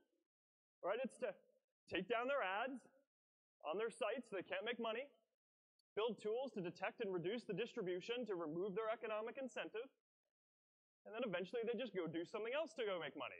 And, we're starting to see this. The second category is fake accounts. And the idea here is less focused on looking at the content specifically and more focused on trying to find bad actors and getting them off the network. So some of this is nation states who are politically motivated. So really interesting stuff here, guys. This is Mark Zuckerberg live, talking about his own company, Facebook, making remarks on it. Of course, last time we saw him in that testimony seat in Congress, getting questioned by the Senate and members of the House as well. And that was quite an interesting week. I know we had a lot of you on the stream for that. But this is quite interesting. I do kind of want to see what he says, where Facebook is going and whatnot. But concurrently right now, we do have the stream of Mike Pompeo, newly confirmed as Secretary of State. He's going to be making some remarks to his group, to the department, and some of his employees. So we're going to bring that up live from D.C. We'll switch back to Zuckerberg in a little bit. An honor to introduce our new secretary. You all know his bio. He's a former three-term member of Congress, former now director of the Central Intelligence Agency.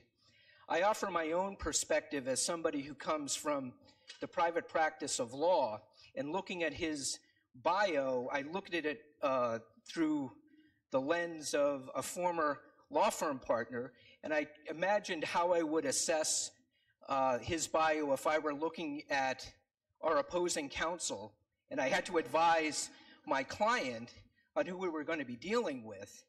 And what stood out to me was we have a tank commander who then went to Harvard Law School and was elected to the Harvard Law Review, which is a pretty unusual combination. So if I were advising my client about who we were going to be dealing with on the other side of the table, if it were a negotiation or if it were in a courtroom, I'd say, wow, well, ma'am, we're dealing with a cross between George Patton and Oliver Wendell Holmes. So that's a pretty tough combination to face as an opponent. But the good news for us is he's coming here to lead our team. It's the adversaries of the United States who are going to be facing that formidable opponent across the table. So without further ado, I'll turn over the microphone to the 70th Secretary of State, Mike Pompeo.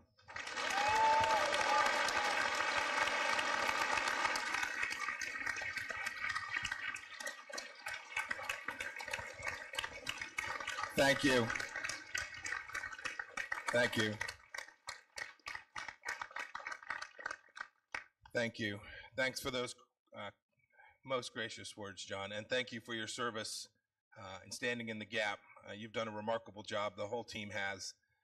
I've had the chance to work alongside you as a CIA director when you were the acting secretary, and you have done this organization incredibly proud. America should be proud of you, and thank you for this amazing work.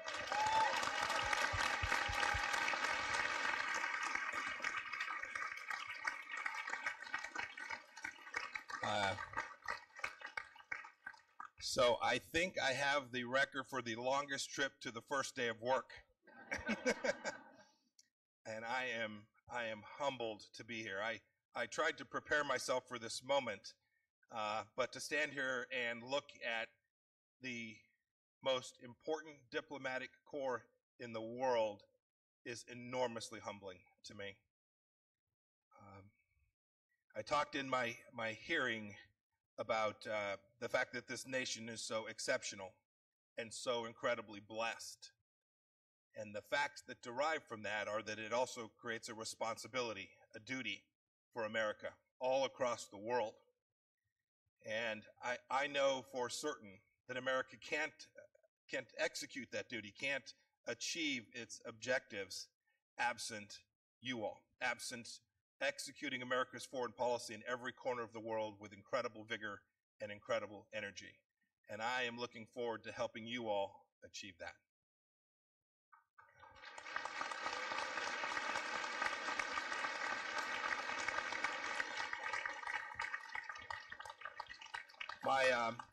My remarks today will be relatively brief. Tomorrow, the president will be here to do my official swearing in. I think much of the cabinet will be here as well.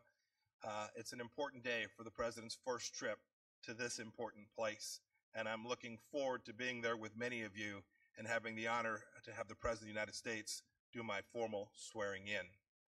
I then will sometime either later this week or beginning of next do more to develop my commander's intent, what it is I hope to achieve with your help. I'll speak to the entire workforce. I'll lay out for you my expectations, my hopes, and most importantly, share with you my leadership style. And this is very different. Like one of the first rules is don't talk down to people, right? So I'll speak to you all right up here, exactly. But alongside that is that I feel like I know you. I've worked alongside you as a member of Congress when I traveled. I've had the chance to watch when I was traveling around the world, and I would go into an embassy and I'd arrive late at night, and there were the folks in the political section or the economic section toiling, doing great work on behalf of America. So I have a great deal to learn about the State Department and how we perform our mission. But as people, I'm confident that I know who you are. I know that you came here. You chose to be a foreign service officer or a civil servant or to come work here in many other capacities and to do so because you're patriots and great Americans and because you want to be an important part of America's face to the world. My mission will be to lead you and allow you to do that, the very thing you came here to do.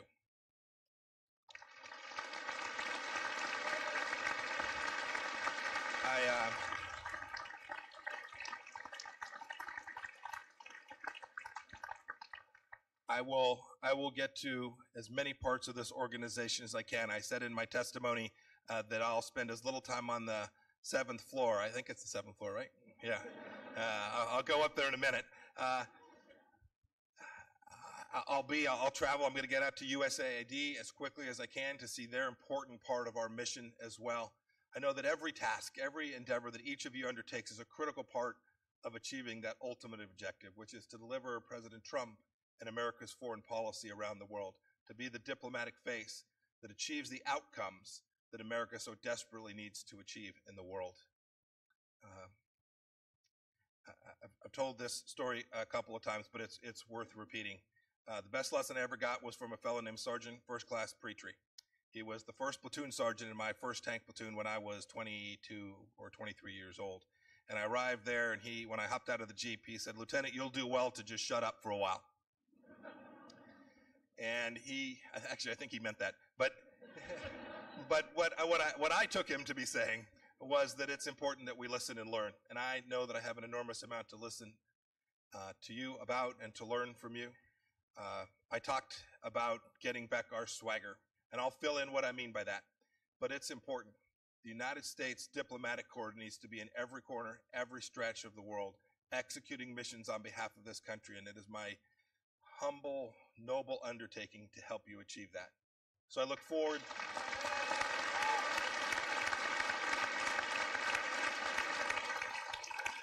Thank you.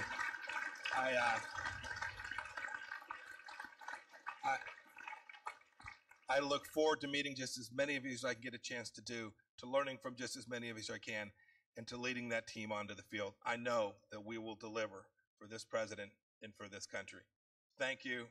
May the good Lord bless each of you. I'll see you all around the building. Thanks.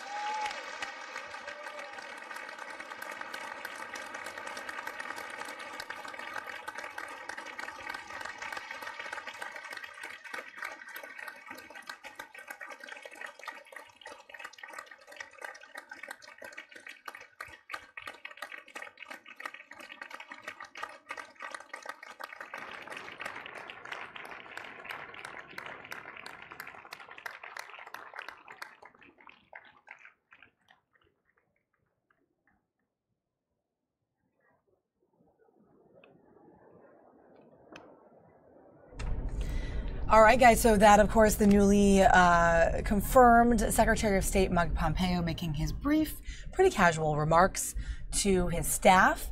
And you can see there, if they panned it out a little more, you can kind of see the crowd and what it looks like in there. I just wanted to make sure we took that to air. That's live, of course, from the State Department down here in Foggy Bottom area of D.C. Also, we have a couple other streams coming in, as you saw earlier. So we're going to jump around to both of them right now. Take a look here. Governor Jerry Brown of California, he's making some remarks on immigration, along with the Attorney General there, Javier Becerra. They're talking about California immigration in general. So let's pop into here, listen to what they have to say, and then we'll go back over to Zuckerberg, who's talking about Facebook at his company, and we'll kind of switch it up and around. Let us know what you think. Let us know any questions you have. As always, let's pop up this volume. The Trump people want to take away our separate standards. So we have to fight the first step in a war, not just against California, but against the children and the elderly and all those who are vulnerable to the poison that Pruitt wants to impose on the people of this country. It's so outrageous that I find it hard to find the right words to describe what is so unbelievable in their misbehavior. You mentioned, that we have a variety of other things in lawsuits against the Trump administration, immigration, healthcare. Do you see the fights on climate as the most important fight that California needs to have with the Trump administration? Well, since the climate disasters brought about through the buildup of methane and CO2 and oxides of nitrogen and CFCs and all the other greenhouse gases present absolutely catastrophic consequences for California, for America, and for the world. There's nothing more important. And the fact that people may say, well, that's down the road a little bit, doesn't negate the fact that if we follow the Pruitt-Trump path, we follow our way off the cliff to disaster. So we have to stop it. It's imperative. We can argue about all these other topics, but this is existential. And together with the threat of nuclear annihilation, the changes in the climate are going to irreversibly affect civilization and war and peace in our hemisphere and throughout everywhere else. So this cannot be taken lightly. I take this as an existential threat to America, to California, and to the world, and I'm going to fight it with everything I can. The Administrator Pruitt has said to Congress that he's not going to remove California's waiver on tailpipe emission standards. Do you have is this a preemptive strike, or do you have a sense where did you say that? That's not the impression I get. Well, that's what he told Congress. So do you have a sense that he is going to he's not going to remove the ultimate waiver authority, or is he going to leave in place our greenhouse gas reduction emission standards? Has he said that? I don't believe he has. He may not try to attack the underlying authority enshrined in the Clean Air Act because he couldn't get away with it, but that doesn't mean he's not going to try to change our Pavley standards. Right. I just was wondering if he doesn't. Look, hallelujah. If you're right, he endorses the Pavley standards. Hallelujah. We'll join up. But I don't think that's true. I'm just wondering if you have. Is that true? Have you been given the impression or given information? Sources that really exceed our own. Have you been told that he's imminently? All right, so again, guys, California Governor Jerry Brown here, who recently made his final address, actually, is now talking about this new lawsuit against the Trump administration and some brief remarks on immigration. But let's jump out of that and go over to Facebook, where Mark Zuckerberg is talking, I believe, to some of his staff and some of the people there at Facebook, or maybe just a crowd, actually. We don't quite know who the audience is, but rare that we get to see him on camera making a sort of public speech that we can stream. So let's jump over there and see what he has to say. Our camera effects platform, and today we're bringing it to Instagram.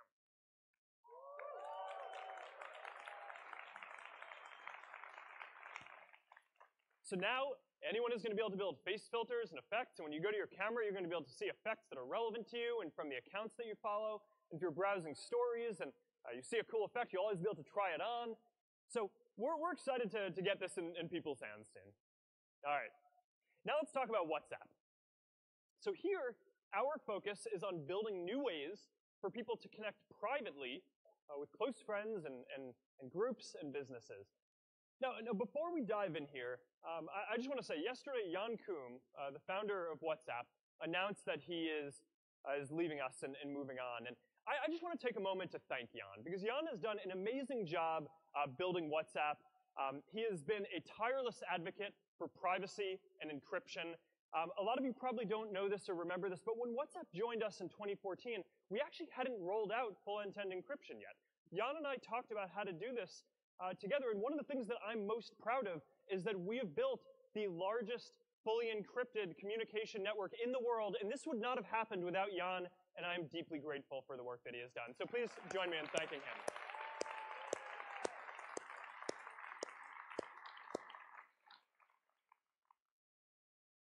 All right, now video calling is also one of the most popular features on WhatsApp already. You know, when I'm traveling and I can't be there to put my girls to bed at night, it's really nice to just be able to see their face and talk to them. And a lot of people agree, right? Around the world, people are already making more than 2 billion minutes of voice and video calls on WhatsApp alone. And today, we're announcing that we're bringing group video calling to WhatsApp soon, too.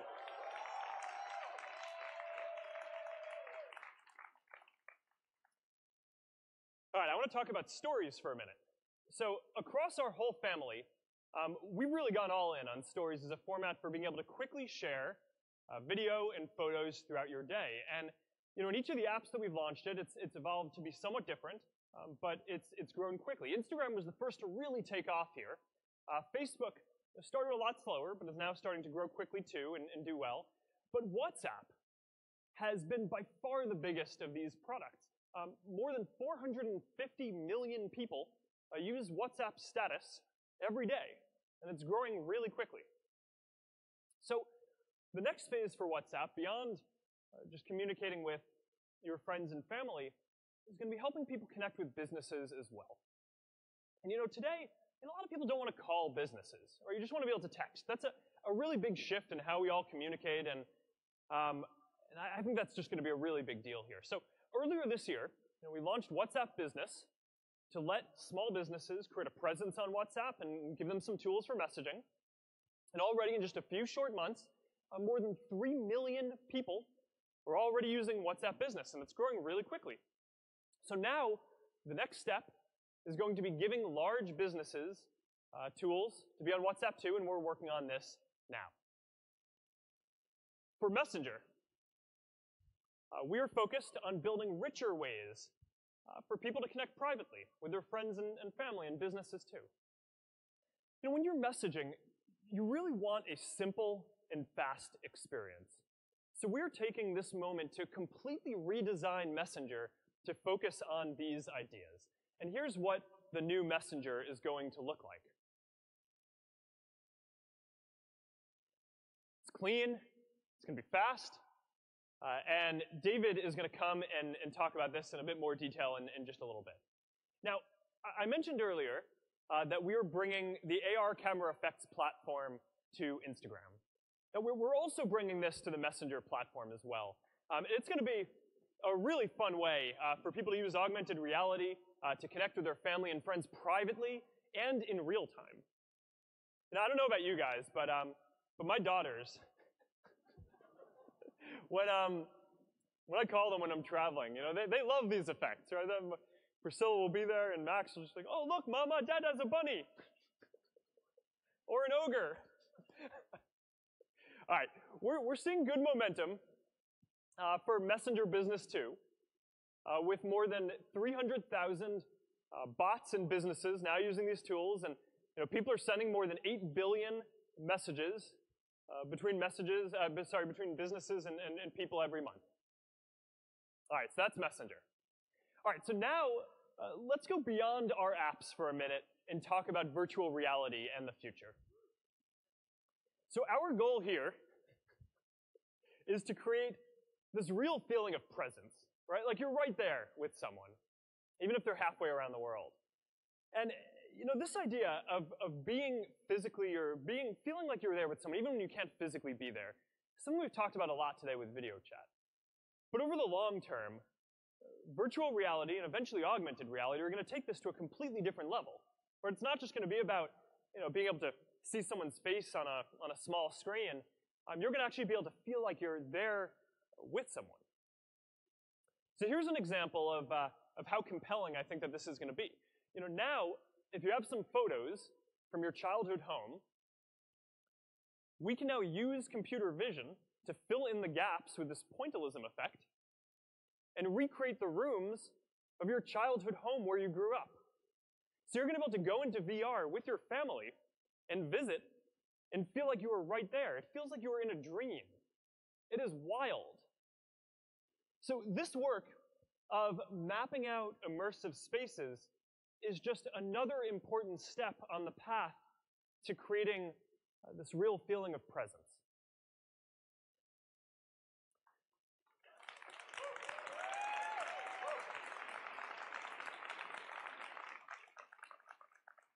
Now, in addition to software, you know we're all building hardware.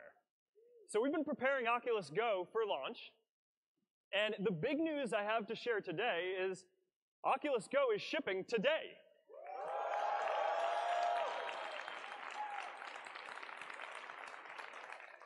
It starts at $199.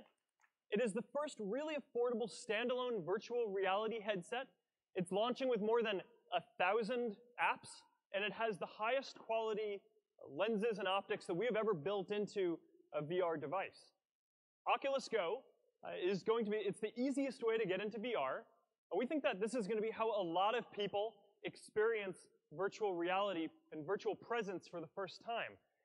And to make sure that all of you get to experience this too, everyone at F8 is getting a free Oculus Go to take home.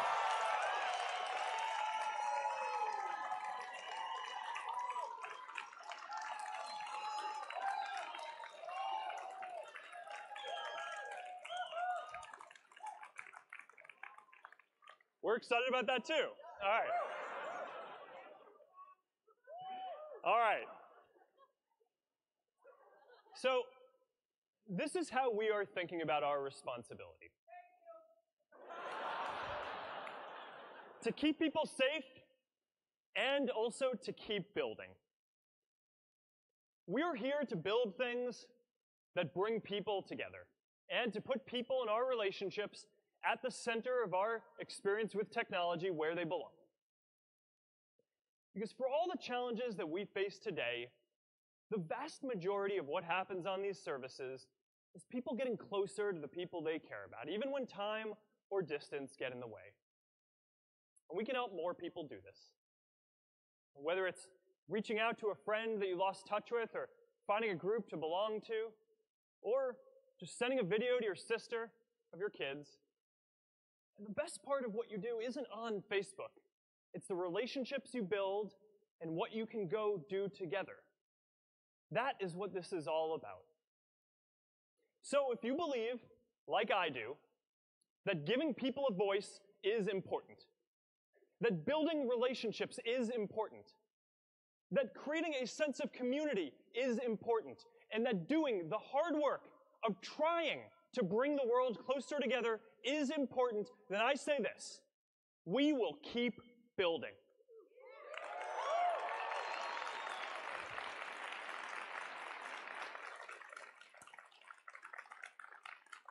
We need to keep this idea alive, and that is what we are all here at F8 to do together. So yes, this is an important moment. We need to do more to keep people safe, and we will. But we also need to keep building and bringing the world closer together. Thank you for coming out today. Thank you for everything you're doing to bring people together. Have a great F8.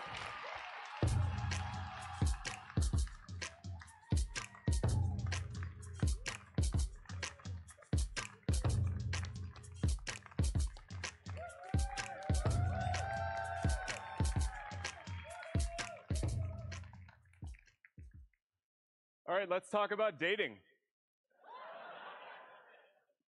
Actually, one of the great ironies for me is that when a lot of us joined the very first version of the service in 2004, back when it was just a handful of college students, we were convinced that dating would be the next feature Facebook was going to add. After all the college kids were finally in one place. So it turns out you were right, just 14 years too early. So I first wrapped my head around what Facebook was going to be in 2005 when I went into the early office to interview for a job as an engineer. This is 156 University Avenue in High Street. The founders and a handful of engineers had moved out there to try and find some more folks to join their team. And I wasn't sure I wanted to work there, but I really wanted to meet Mark. So I decided I'd go in there and interview for a job. And I remember the office when I got inside was very frenetic energy. It was sort of like a plane ascending to new altitudes with the engine and the wings shaking, and here you had this small team of engineers trying to keep everything running. And I liked that. Anyway, Mark wasn't there that day. Justin Timberlake was not there either. But instead I met Dustin, Facebook's co-founder, Dustin Moskovitz, our head of engineering. And I immediately liked him. He was humble, he was smart, and he took a moment out of his busy day, keeping this engineering team running, to take me into a corner office and begin to explain to me where they were going. And he drew for me a picture on a whiteboard of a graph. And I thought he was going to give me like the traveling salesman problem, and I was going to write code. But instead, he starts talking about this idea that the way they see Facebook is the seed of a collaboratively created directory of people. And it's authentic, it's up to date, it's interconnected. So like Wikipedia, you can explore people and things through their relationships with each other. Each person is responsible for their own representation. And we think it could grow beyond college. And I found that idea very simple and elegant, and it began to get the gears turning for me. Maybe I should check this place out. And that was really the founding idea of the company for years. Each year, the company would identify a set of barriers to take down to allow more folks to use the service. So in 2005, high school. In 2006, other English speakers. In 2007, a crowdsourced translation tool. Going up to 2017, how do we make this thing work on a Nokia C3 on a 2G network in Delhi at night?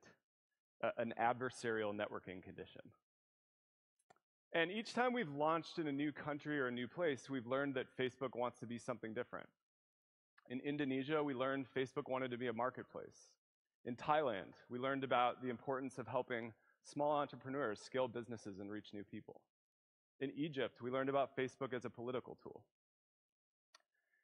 The other thing we've learned as the network has scaled is that people want specialization in the tools that they use for different groups. So for the closest people to us, our family, we want messaging. Your parents, your kids, your siblings, your significant other. For me, this is a message thread with lots of baby photos and the occasional spat. The same is true for your close friends, the 6 or 7 people that you rely upon on your worst day, the people you're constantly in touch with. The average person on our messaging services sends 80% of their messages to 5 people. And a lot of those messages are just to one person, their best friend or significant other. So messaging is going to do a lot for us, but the most important thing to focus on is how it keeps us connected with the people who matter to us most. So David and Mubarak are going to be up here to talk about that a bit more. Going further out, all of our friends, is really what Facebook and Instagram do most well, is helping us stay connected with hundreds of people. Now on Facebook last year, we began to hear that the influx of video and public media and content into the system was drowning out what people wanted the most, which was not to miss things from friends. And that's why we announced a big ranking change in January, which will help people make sure that they don't miss stories from friends. And from the publishers they do see, we'll prioritize publishers that are trusted, that are informative, that are local, and that are inspiring conversations between people. The emerging research on well-being and Facebook tells us that Facebook is better when it's about conversations, not just passing time. which is what we're committed to. And then at the story level, we've gone through each component to understand how we can inspire better conversation. So again, you'll see more things from friends and more things from publishers that are trusted, informative, and local. When people see articles from publishers they don't recognize, we're making it a lot easier for them to go in there and understand where the story is coming from. When was the publisher founded? Where are they based? What are some of the other pieces they've written recently? What are some pieces from other trusted sources on that same topic? And how has the article traveled through Facebook? We hope this helps people make better judgments and determinations about what they can trust. We're also looking at improving the quality of public conversations. It turns out good old-fashioned upvoting and downvoting look like they close the gap between comments that invoke a lot of emotion but may not be civil. So we're going to be rolling this out as quickly as we can to improve the quality of the conversations that are happening among lots of people on the platform. Now thanks. So the other big trend that Mark talked about is the format of right now. It's pull, not push. It goes away, and it's the aspect ratio of the phone, so it feels like you're in the hand of the viewer. We've noticed that the growth here is just really insane. Here you see two trends. The first is the increase in sharing of any visual media, and then the second is that the stories format is on a path to surpass feeds as the primary where people share stuff with their friends sometime next year. On Facebook, we're focused on the unique things Facebook does well in this format. So groups. How about a group of parents whose kids are playing soccer together have a collaborative story where they can have their own video diary of the game? Events, making sure that friends at a concert can have a collaborative format for sharing that experience together. Video clipping is something people love to do on Facebook, so we're going to make it easy for people to grab the moment or the frames that they love the most and then add their own commentary so that it's personal. Things like profile photos, people should be able to create nice stories about them. And then birthdays.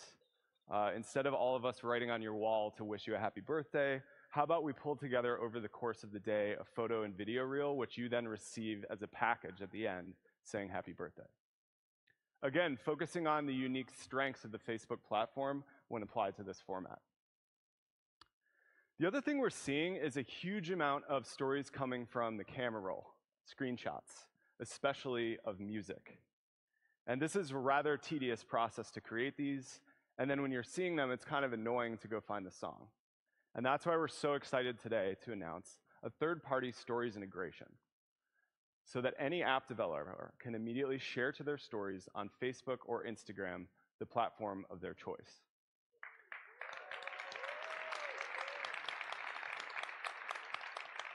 So it'll work like this.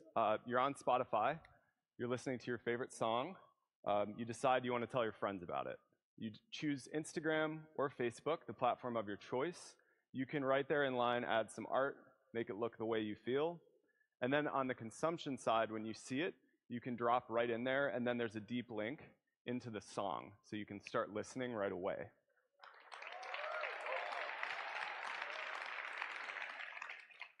I can see myself doing this with an entire mix, with a run from my favorite running app, from GoPro, videos, anything that you love to do, making it easy to quickly share a moment from that experience that's relevant out to other people. So this is launching in beta starting today, and we're excited to see what you all build.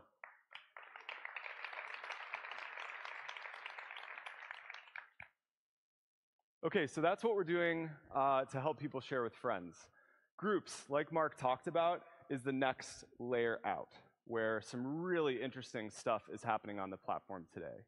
So Groups has been around for a while, but its growth is outpacing the growth of Facebook overall. Today, 1.4 billion people are using Groups every month. And about 200 million or so we think are super meaningful groups. This is Lola Omalola. Is she over here? Lola!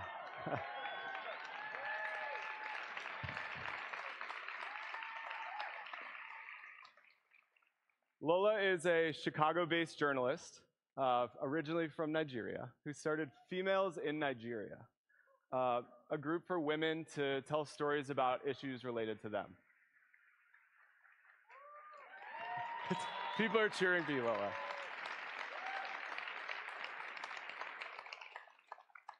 And we've learned that the leaders are the reason that these meaningful large groups happen. Your story, as you told me, was very common, which was you started this group, added a few friends, woke up the next day, and it was doubling and doubling and doubling and doubling. And we know that you have a full-time job outside of this, and managing a group with 1 million people in it is a lot of work. This is a group that has meetups in cities all around the world. They're super close friends now. Their kids play together. They have merchandise. Lola is a major hero to them. And we've started asking what we can do to help folks like this succeed on our platform. Thank you, Lola.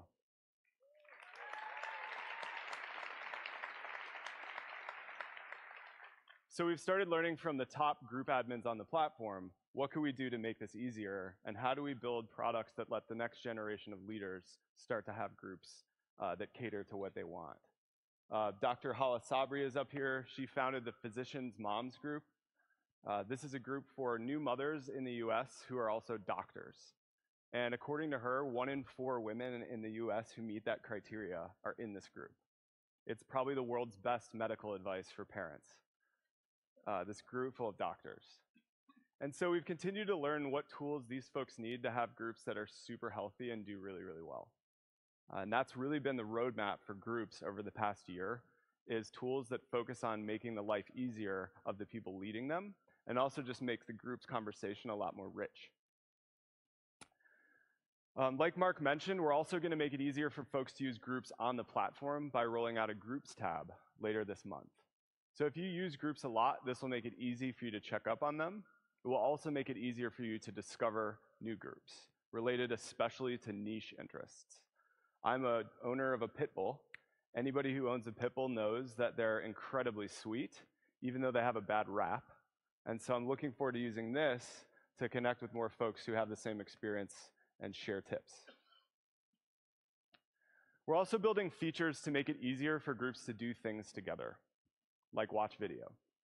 Watch Party is something we just announced, and we've been rolling out gradually.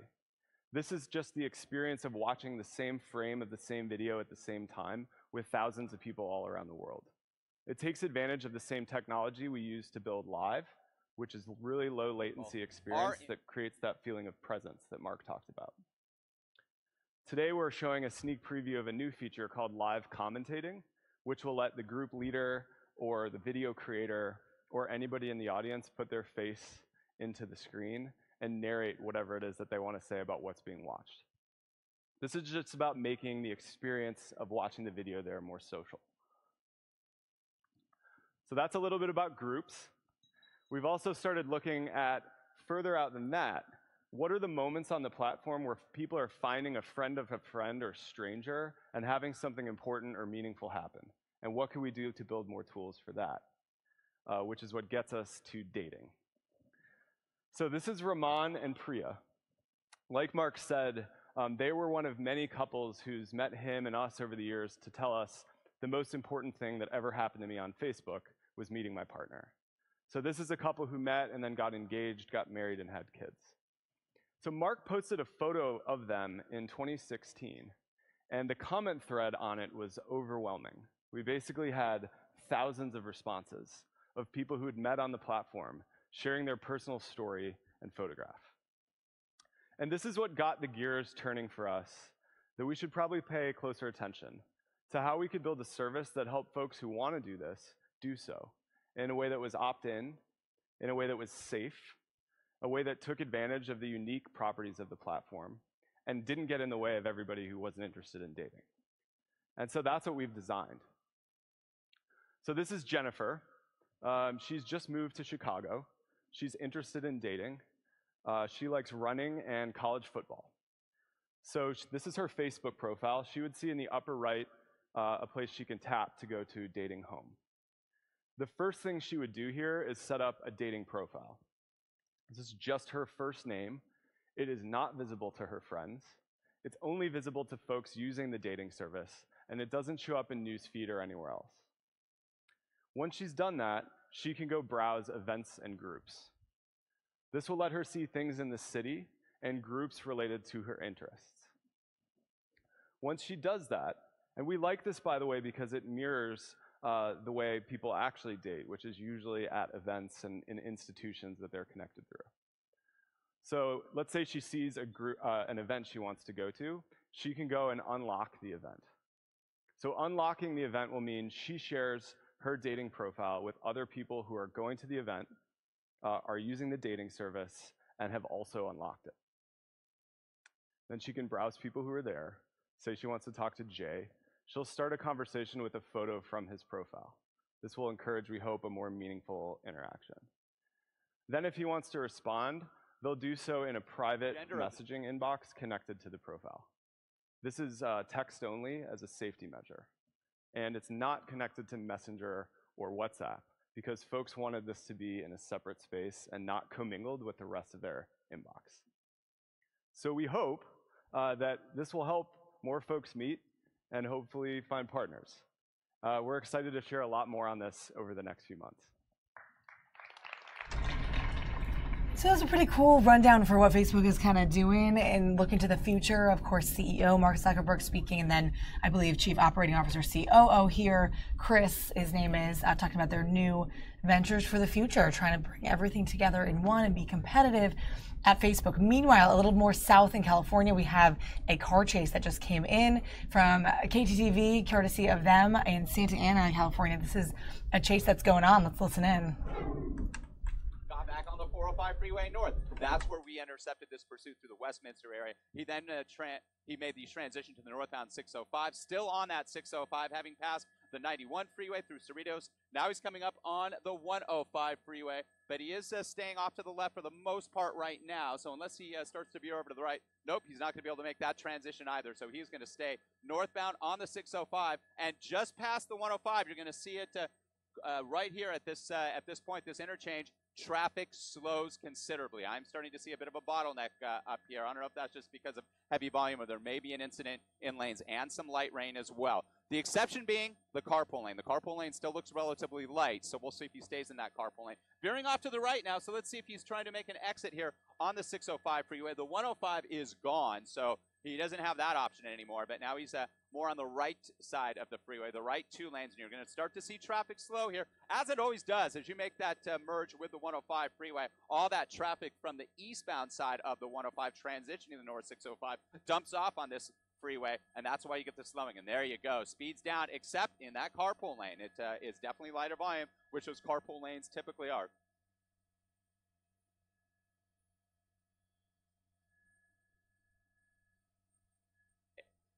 Always heavy.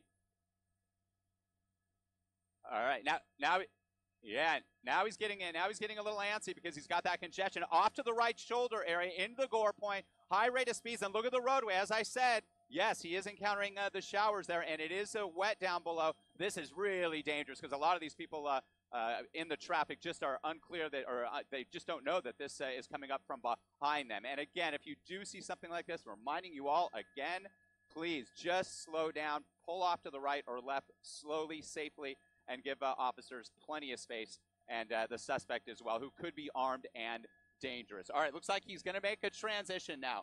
He's making a transition now, Marla Bob, on the northbound, looks like to the northbound side of the 5 freeway. No, he's going to take an off-ramp here. He's taking an off-ramp, and this is backed up. He's going to be jammed in traffic right here. He's going to be stopped, and he's going to be forced to either try to edge his way on the side, and that's what he's trying to do right up against the guardrail. Hops over the island. Let's see what he does here. That's the on-ramp to the northbound side of the 5. Again, exiting the 605 through Downey and Santa Fe Springs right at the interchange with the 5. And we'll try to get a street here for you, but we are now on surface streets, and let's see what he does. This is just off the 605 freeway, near the 5, the very busy interchange, and he's going to elect to stay on surface streets right now. CHP helicopter circling overhead, units trailing behind, still very closely. Now, this is a situation, if this is on a surface street and there is a wide open roadway ahead of him, the CHP may try to perform that pit maneuver, that pursuit intervention technique, hitting the back end of that car, spinning it out, disabling that vehicle, and hopefully bringing this to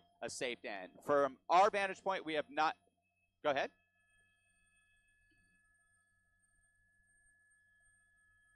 It's on Florence. It's on Florence eastbound from Studebaker right now. That's what we're hearing. Studebaker just coming off the intersection with Florence, and we'll see what the next intersection is up ahead.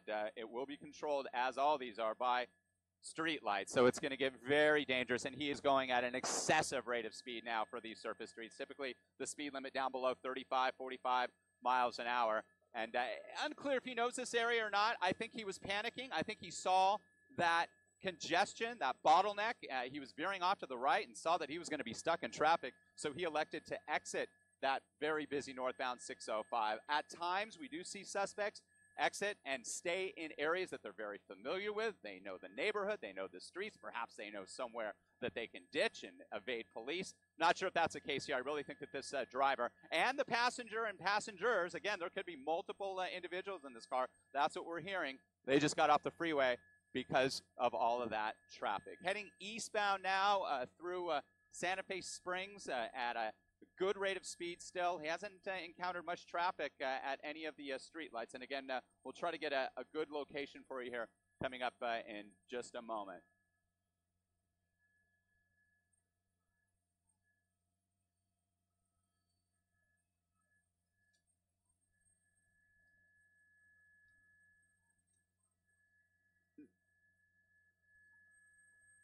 No question. Once they enter a different jurisdiction, they will be in touch. This is a mutual aid situation, these pursuits. He did have a green light there, thankfully, so opposing traffic stopped there as we continue to track him eastbound. So all local police departments within the jurisdiction are definitely notified when this occurs. CHP will be in touch with them, and they will essentially help out in any way possible, even with traffic control. If he stays the course on one main highway like he is now, then that would be the case where officers would elect to hold traffic at intersections to prevent any of those horrific accidents that we have seen from up here in Skyfox. Heading eastbound on Florence, we're in Santa Fe Springs. He came off the 605 freeway near Studebaker there, made his way past Norwalk Boulevard, now making his way over towards Carmenita Road, which would take him up towards South Whittier. Again, this silver-colored Audi four-door sedan, possibly stolen, paper plates on it, being pursued by the CHP. This pursuit started in the community of Santa Ana, in the city of Santa Ana. Santa Ana Police Department tried to pull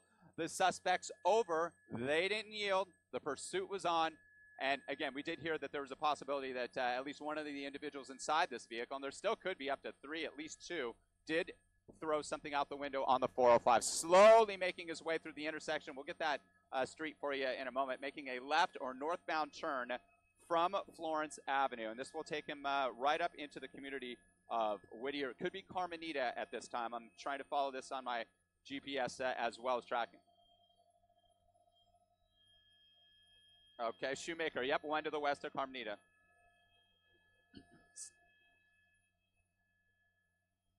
To Santa Fe Springs. That's exactly right. No, it's a mixed industrial residential area. Okay, now he's turning off to the right here from Shoemaker, having made that turn, or actually just evading traffic there. We'll see what that, yep, he has a green light there, so he's going to continue northbound there through Santa Fe Springs, again, up towards Whittier. Now, Shoemaker will turn into Greenleaf Avenue. It's going to make a bend up here, and that's where the border of Santa Fe Springs and Whittier is. Again, he hasn't had much problem with traffic. Volume relatively light through this mixed industrial and residential area through Santa Fe Springs, and same situation for the community of South Whittier and Whittier. Northbound on, go ahead, Marla.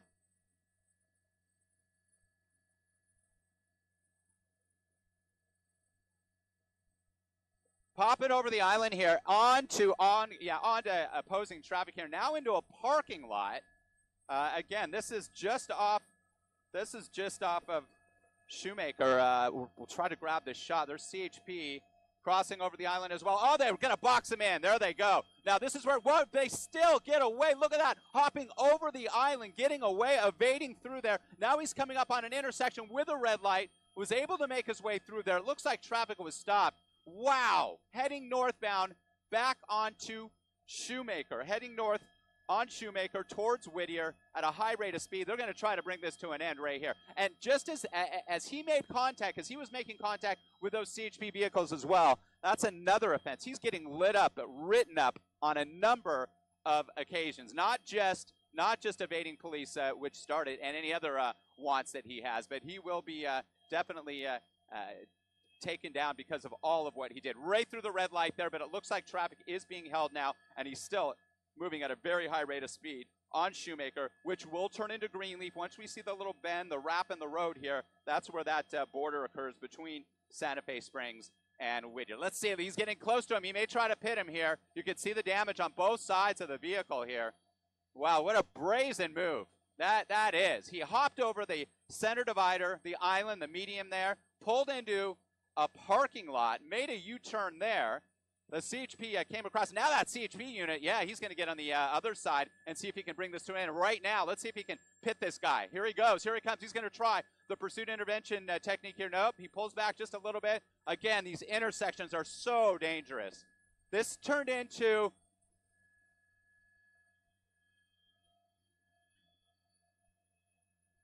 I mean, if he can do it, you know, if there's a time, he's going to try to do it. He's going to try to bring this to an end because we have not seen this CHP be this aggressive, this close. It initially started on the freeway. See how he's getting right up on the edge. So we'll see what happens here. If he tries to bump that back end and spin him out, disable the vehicle, that's what the pit maneuver is all about. But there's just so much traffic, and he's really picking up speeds northbound here coming into Whittier. And he bumped a couple of CHP units. He was boxed in on the southbound lanes of Shoemaker, making his way north up towards Whittier, and he was able to get out of that and hop the center divider again, the island, and head back northbound.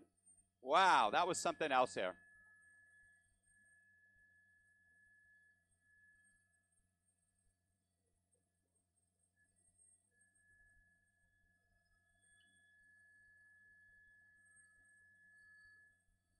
Yeah, it's such a fluid situation. These pursuits are. Okay, he made a turn, and it appears now he is on Telegraph Road, which parallels the 5 freeway here up towards Commerce. So now heading northbound on Telegraph against oncoming southbound traffic here. Let's see what the CHP unit does. Coming right up on him. It looks like he pulled back just a little bit there. Now making a left or westbound turn here. In very heavy traffic here. And wow, he's got traffic coming up here. He's got another center divider medium. You know, this pursuit, as we've covered so many together, Bob and Marla, started out, I wouldn't say benign because no pursuits are benign, but it's 75 miles an hour up a light freeway, not driving too erratically. But once he ran into that traffic on that northbound side of the 605, coming up near the 5 freeway, that's when he got agitated. He exited the freeway, and that's when it's gotten really dangerous. See, cutting across a parking lot, likely just trying to get away from that intersection. There it is. He said, oh, very close to that Orkin vehicle there. Evaded that. That CHP unit's right on him, so close behind. We'll see if he tries to stop this right now. It looks so close, like he wants to try to pit this guy and end it, but you have so many vehicles up ahead, and you just don't want to injure any innocent bystanders. But this is a dangerous pursuit now of at least 2 suspects, at least 1 driver and another passenger. 1 passenger was able to hop out, bail on foot a short time ago, actually a short time after the pursuit started. You know, the roadways are wet, light rain is falling. You can see the damage to both sides of this Audi. You can see the tinted windows, which makes it even more dangerous because officers can't see inside the vehicle that well. And that's why it's illegal to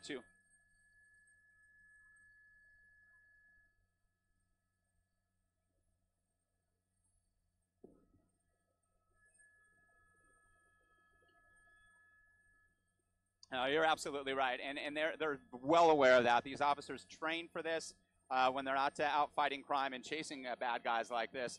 They're planning, they're training, they're talking about it in classrooms. And I'm going to watch this as it goes southbound now on the 5 freeway, getting back on the freeway, southbound side of the 5, heading back towards the 605 out of South Montebello down towards Downey and Santa Fe Springs. So he's reversed course yet. Again, but no, you're absolutely right. The danger to the general public is so great in these situations, and unfortunately, we've seen tragic situations in which these pursuits result in serious injuries or even fatalities to people who are just out and about, minding their own business, and get caught up in all of this. Volume pretty heavy. We're heading back to that very busy interchange of the 5 and the 605, even during the midday. you see a lot of volume, and that's what you're seeing here. He's veering off to the right, southbound side of the 5 freeway here. I still see that CHP helicopter circling overhead as he makes his way back down, possibly towards Orange County again. This is where it started, in Santa Ana, down in Orange County. That's where the pursuit started. Santa Ana Police Department, they initiated it at first. Once it entered on the freeway, CHP took off over it, and that's where we're at now. Southbound side of the 5, approaching the 605.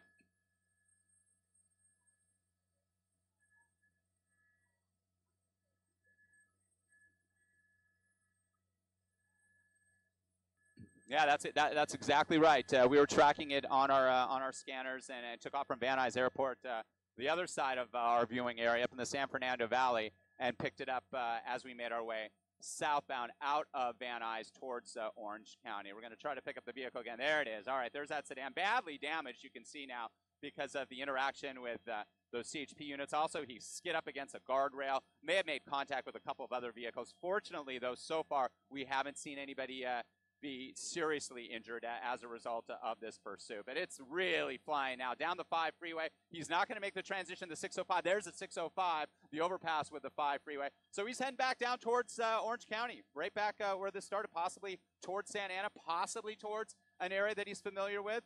Again, this begs the question, how much gas he has in that vehicle or was in that vehicle. If it is stolen, there's a report that it's possibly stolen.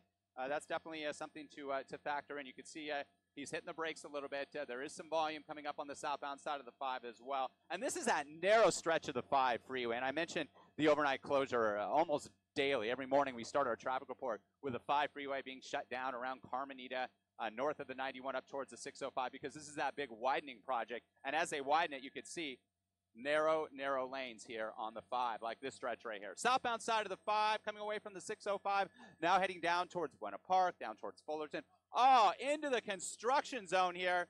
I don't know. Let's see. Nope, there's an opening there. That is something else. Making a U-turn back into the northbound side of the 5 freeway, and he's going to have heavier volume now. He thought he was going to be able to evade the officers there. Wow, he knew that there was that little opening, perhaps. Again, this is a dangerous area with construction. He is. And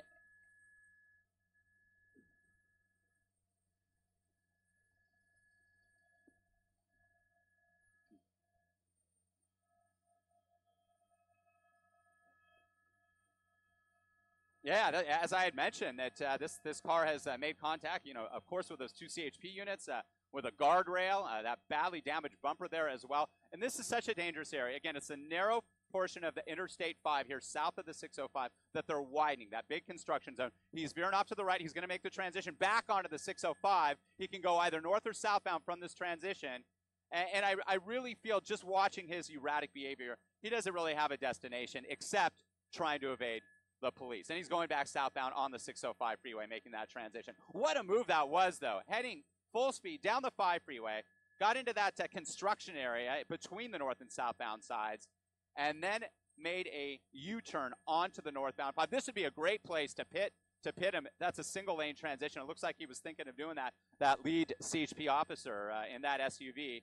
Now he's heading back south on to the 605 freeway here, onto the right shoulder area. Big rig traffic, heavy for sure. And you can see there that bumper on the back right rear, right up against the right shoulder wall. There's so much traffic here with these big rigs. This really gets narrow, a stretch of the 605. So let's see what happens here. Again, that lead officer right behind him. A little cat and mouse action constantly between the driver, the suspect trying to evade arrest. Wow, what a move over towards the carpool lane. So dangerous. I'm surprised we haven't seen more in the way of accidents because of this.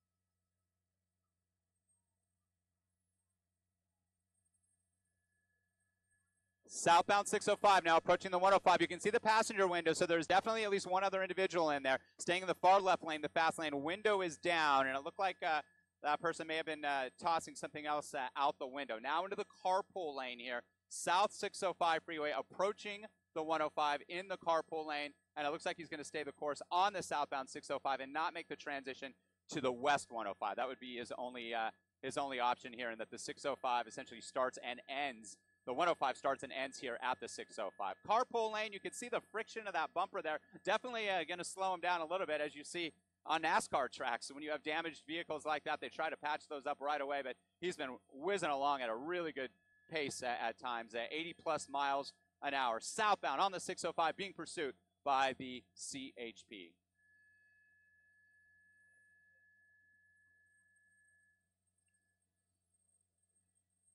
Yeah,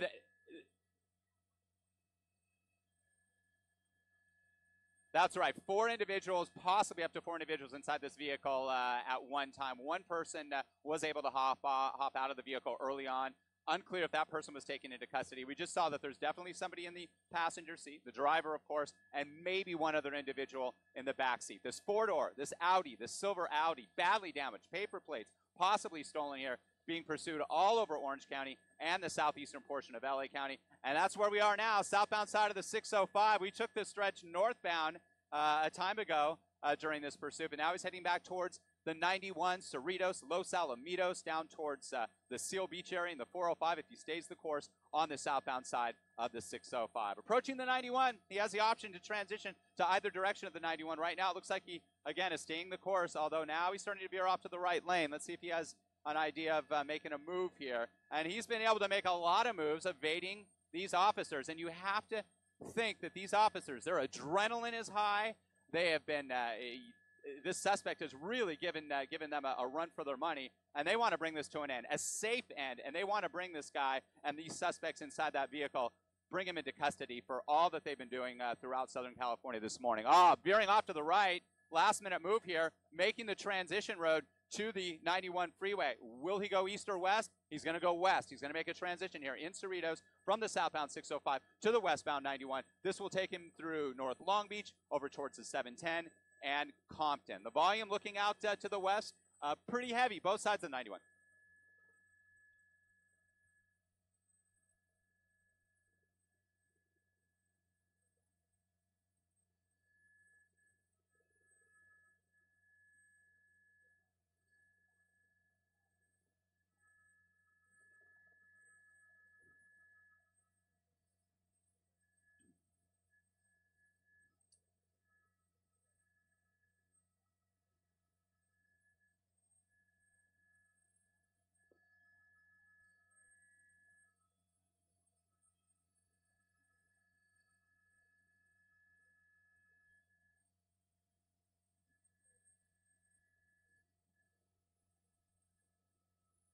Exiting. No, that's the point I made. It appeared that he was just staying the course on the freeways. Once he ran into that traffic on the northbound 605, he got nervous. He exited the freeway, and that's when he really started to drive erratically. He's exiting. Yep, he's up on the sidewalk there. There he goes, skimming those vehicles there, making a left or southbound turn here, which will take him down into Long Beach, off the 91 freeway, right through traffic there. Yeah, wow. So he's right on the border of Cerritos now, and there he is. He's boxed in there a bit. He's going to make a turn against ongoing traffic. Now look at this CHP unit. He's staying the course with him. Now driving against traffic westbound. Actually, he's staying westbound in westbound lanes there. It looked like he was going to make a turn onto eastbound lanes. There was a driver who did exactly what you're supposed to do in a situation like this.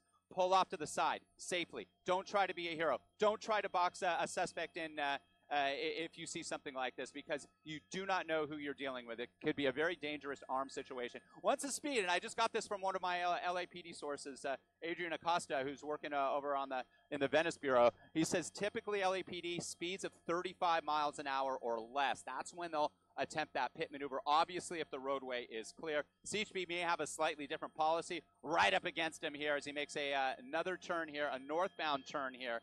We're right on the border of Long Beach, Downey, and Cerritos here. The badly damaged car here against traffic again, through a red light intersection. trying to get back onto the 91 freeway. Here he goes. He's going to try the pit, and yeah, that was successful. Bam. But let's see if he's going to continue on, because the car wasn't that badly damaged. Now, this is where it really gets dangerous. Again, you don't know who you're dealing with. You don't know if these suspects are armed at this time or not. The vehicle looks somewhat disabled. We're going to try to get a better position here for you. There are other units. That's why they can't. That's why he's not moving there as we widen out. That's an on-ramp here where he was pitted. Now we'll see what happens. We haven't seen anybody exit the vehicle as of yet. We're going to get a better vantage point here. That wall was blocking us there for just the time being. We're not seeing much movement yet, so we'll see what happens here. This could turn into a standoff. The officers are already ordering the suspects to exit the vehicle. Arms visible. Clear orders. There's a K-9 unit there. They're prepared. They are definitely going to bring these individuals into custody. Fortunately, at least from our vantage point, we did not see any other vehicles badly damaged. It did not appear that there was any type of interaction with some other cars that could have caused serious injuries. Guns drawn. CHP units have this guy blocked. We'll get you the on-ramp here. This is the 91 freeway, the eastbound side of the 91 where he had just exited. Looks like it could be Bellflower Boulevard, Studebaker. I'll try to get that for you here in just a moment. He was transitioning so quickly.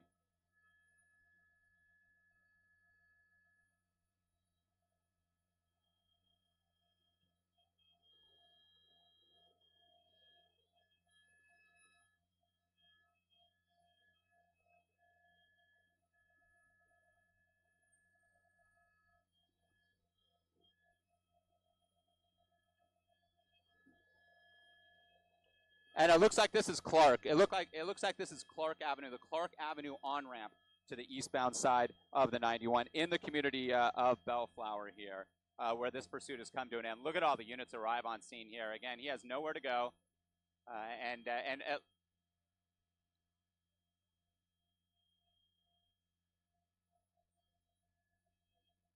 That's exactly right. By now, we would have seen some movement. First by the driver. They'll always go after the driver first. Then they'll go after any of the other passengers. Again, you're dealing with an automobile with tinted windows. The front passenger side window was unrolled for a time. These officers may have a little more intel on this than we do. Unfortunately, because of the fact that the plates are paper, there's no way we can determine who the registered owner is of this vehicle. But a very successful pit maneuver, just as I was saying. Once the speed is down, the roadway is clear, and they took that opportunity to spin this individual out through that pursuit intervention technique. The Clark Avenue on-ramp to the eastbound side of the 91. Now this appears to possibly be a standoff with most likely two suspects, maybe even three. One individual we heard did hop out of the car, foot-bailed right after this pursuit started down in Orange County in Santa Ana, and it's Bellflower where we are at now. The 91 freeway is not impacted. As you can see, east and westbound lanes are open. At this time, it's just the Clark Avenue on-ramp. The CHP helicopter circling very low. They're trying to look inside that vehicle as well, provide some information. And again, this is a situation, too, if a drone could be deployed quickly, as we've seen. We saw the Redondo Beach Police Department do this in this exact situation when a pursuit came to an end. You could fly that drone right up into the grill of that vehicle, look inside that vehicle, and see what they're dealing with. Who's in there? Does it look like they have a weapon? That's where drones are good. And I know there's been a big pushback in the city of Los Angeles by some residents, but those drones could be helpful in solving crime and bringing situations like this to a peaceful end. It's unclear if that would be the case here, if they were able to do that. But again, that would be a situation in which a drone is on a vehicle or close by, and they can deploy it quickly so that they can get a better look inside the vehicle. Of course, with the tinted windows, that'd be a little bit more difficult.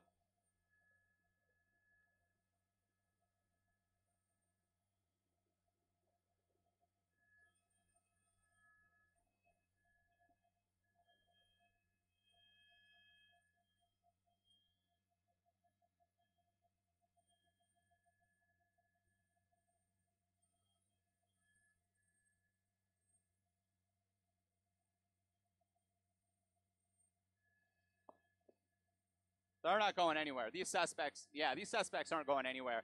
And we're going to get a better vantage point here, looking inside the driver's window, which is rolled down. Arms were flailing there, we could see for a time. Clearly, he's not giving up. Clearly, he's not doing what he's told. The officers have given very strict and detailed instructions, as they always do at the termination of a pursuit, to bring this to a peaceful conclusion. But you can see he's gesturing at these officers. It looks like he's agitated, hands not shown. He could be armed. This is where it really, exactly what I said, Bob. When I rolled around here, I said his window was open. We could see his arms flailing, and he was looking out at the officers, gesturing towards them, which it just makes the situation even worse. And I've seen pursuits end like this, where the suspect isn't complying. They're reaching for things. They're moving their arms, and at times it ends in an officer-involved shooting, because the officers might feel that they're at risk. Their lives are at risk.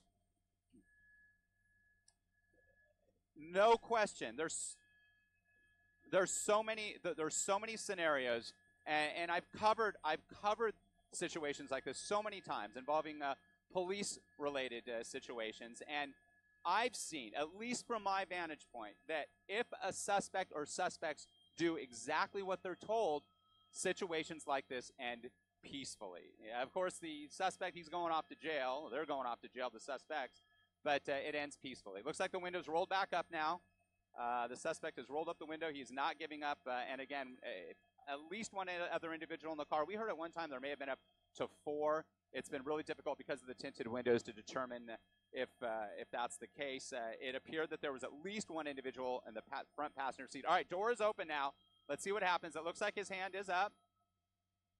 Let's see if he's ready to give himself up. And again, it's the passenger they want to take, or the driver, I should say, they want to take into custody first. He's gesturing something, his keys. Just drop them on the ground, hands up, hands in clear view. He's pushing. Yeah, he's not doing what he's told. He's got to have his hands. He looks like he's gesturing. Hands up, hands up. That's what they're saying. Hands up. Do not put your hands in your pocket. Don't reach for anything. Keep your hands in visible sight, please. Hands up, high above your head. Hands high above your head. That's what they're saying. That's what they're directing this suspect to do. And this is why it's so. He's reaching for something again. And again, these are really fluid situations for officers, and this is why officers get into a situation where they just don't know what they're dealing with. The suspect, Bob, you mentioned, could be under the influence. Maybe he does have a weapon, and now he's still not doing what he's told, unless he's so out of it that he just. It looks like he's gesturing his. And now in a situation like this too, officers can use non-lethal force. They could bring out the beanbags, just to tase him, do something if that's needed. But now it looks like hands back, hands up, hands back.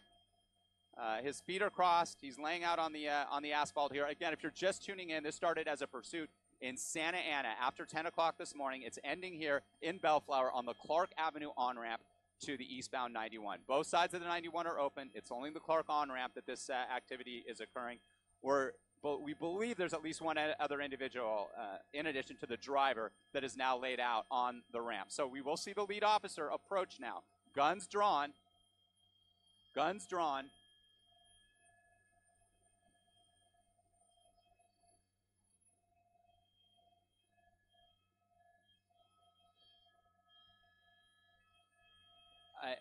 Definitely, yes. Absolutely. Again, he could be under the influence. He could not all be there. But look at this. K9, they got the barrier up. CHP officers, guns drawn.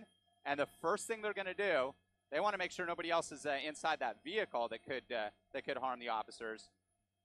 But they may have a good eye on anybody else inside that vehicle. So let's see what happens now. And it may turn out nobody else is in there. So that driver taken into custody. And let's watch this to an end to see if this is going to be a code 4 or not, because it looks like they're gesturing inside the vehicle. Let's push back in and see what's going on with the vehicle there. As you can see, the driver, the suspect's being taken away. They're going to check the trunk. Okay, the trunk is clear. I don't think anybody else is inside that vehicle. From what we're looking at now, Marlon Bob, they checked the trunk. It's clear. Code 4, only the driver. And we thought that there was upwards of 4 individuals for a time, and we heard that one person jumped out, just the driver, leading the CHP and Santa Ana Police Department on a high-speed pursuit across Orange County into southeastern LA County, ending here at the Clark Avenue on-ramp to the eastbound 91 freeway. Look at all the units and look at the people watching down below. Wow.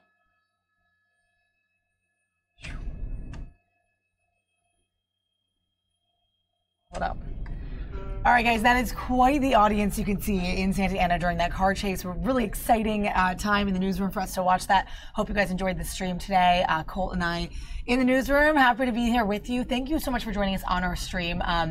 Obviously, that was quite a peaceful end to that chase. You never know how those things are going to end, and I swear I thought someone was in the passenger seat that whole time. Yeah, Did you me not too. see that? Yeah, that's what I thought. Whipping down all those highways, and obviously the reporter in that chopper knows his streets so well of LA and Orange County, and these things happen often. He knows how to report on them. He knows all those details to a T. So exciting times for all of us in the newsroom. Woo, that was a high-speed one. All right, guys. Thank you for hanging out on Fox 5 Live. We'll see you again tomorrow. Please do join our channel. You can subscribe to us with that red button that says subscribe right below our faces here. So from all of us in the newsroom, hanging out at Fox 5 DC here in Washington, we'll catch you again tomorrow at 11:30. Bye, guys. See ya.